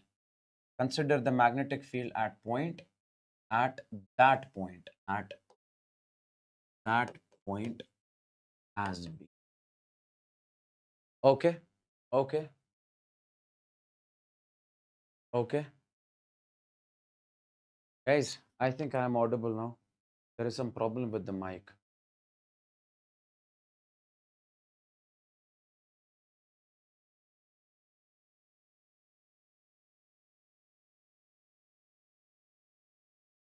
Cool, cool, cool. Now, then consider the magnetic field at that point as B. Then consider the magnetic field at that point as B. Now, guys, then it says that you take a small element over here. You take a small element over here and take a small element. Take a small element from the loop. Take the small element from the loop and we call that small element as dl. So you are basically considering a small element dl over here and magnetic field at this point. What did the Ampere's law say? It says that if you want to find the magnetic field at point P, first you draw the Ampere's loop at that point. Then consider the magnetic field at that point as B. Then consider the magnetic field at that point as B. Then take a small element of that loop, that is dl. Small element of that loop, that is dl. Now, my dear friends, in this particular case, we say, then take the close line integral. Then take the close line integral of B and dl, and make it equal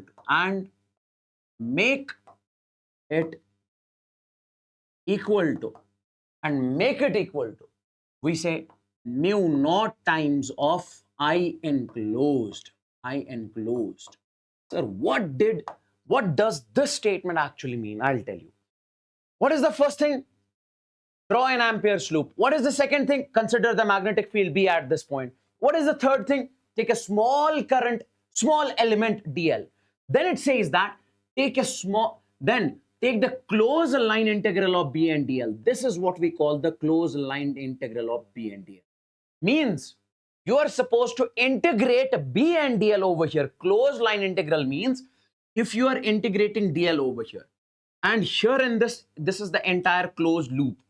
So means if you integrate this dl, you'll get the length of this entire loop over here. That's why we say closed line integral. Okay. And it says that make it equal to mu naught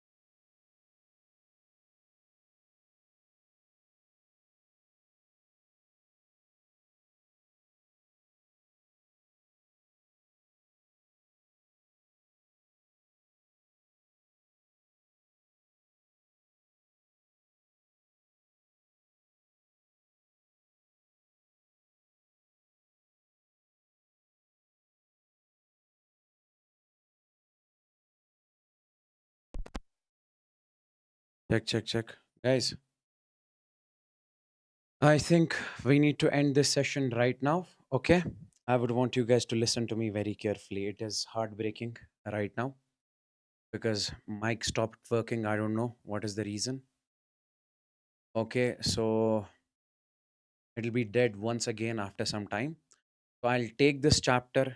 It is really heartbreaking for me.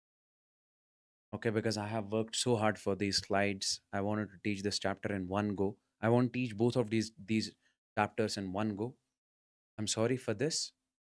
I'll be taking this session once again. You don't worry about this. But till over here, I need to end this. And next chapter will be starting directly EMI. Okay? Trust me, you don't have to worry about anything. I'll be taking this chapter once again. I'll teach every single thing in detail from the scratch. And most importantly, uh, I'll be taking the next chapter as EMI only because till here, till here, I taught you till here whatever is required in EMI, whatever is required in EMI, that we are done with. So you won't be facing any sort of problem in the upcoming chapters. That is my guarantee, our sir's guarantee. Okay. So please do recommend this to your friends also till watch till over here. And at the end, once we are done with the chapters of the 12th, at the end, I'll be taking the magnetism once again from the scratch, and I'll complete it. Okay. But the next session, I'll be taking directly EMI. I'll be directly taking EMI. Okay. Okay. Please send me the hearts in the chats, everyone.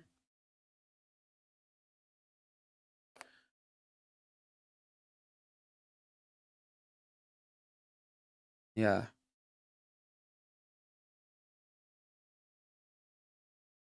And tell me, do you trust me? Do you trust us? Do you trust this team?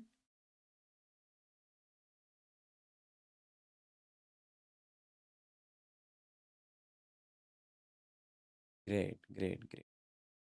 Means a lot. Means a lot.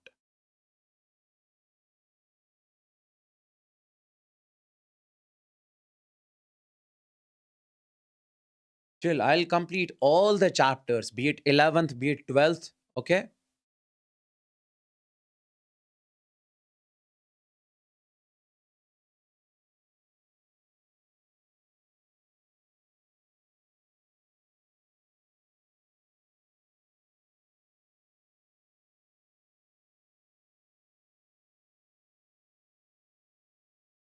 Okay. Chalo, guys. I'll end this session. So take care and bye bye. See you guys in the next marathon. That will be electromagnetic induction EMI. So chill. God bless you all. Thank you so much for everything. Okay. Take care and bye. Take care and bye bye. Okay. It is really heartbreaking for because I wanted to teach this chapter from the scratch till the end. I wanted to take it for the complete 12 hours.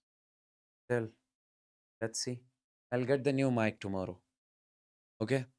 Thank you so much. Take care and bye bye. Take care and bye bye. Thank you. Thank you.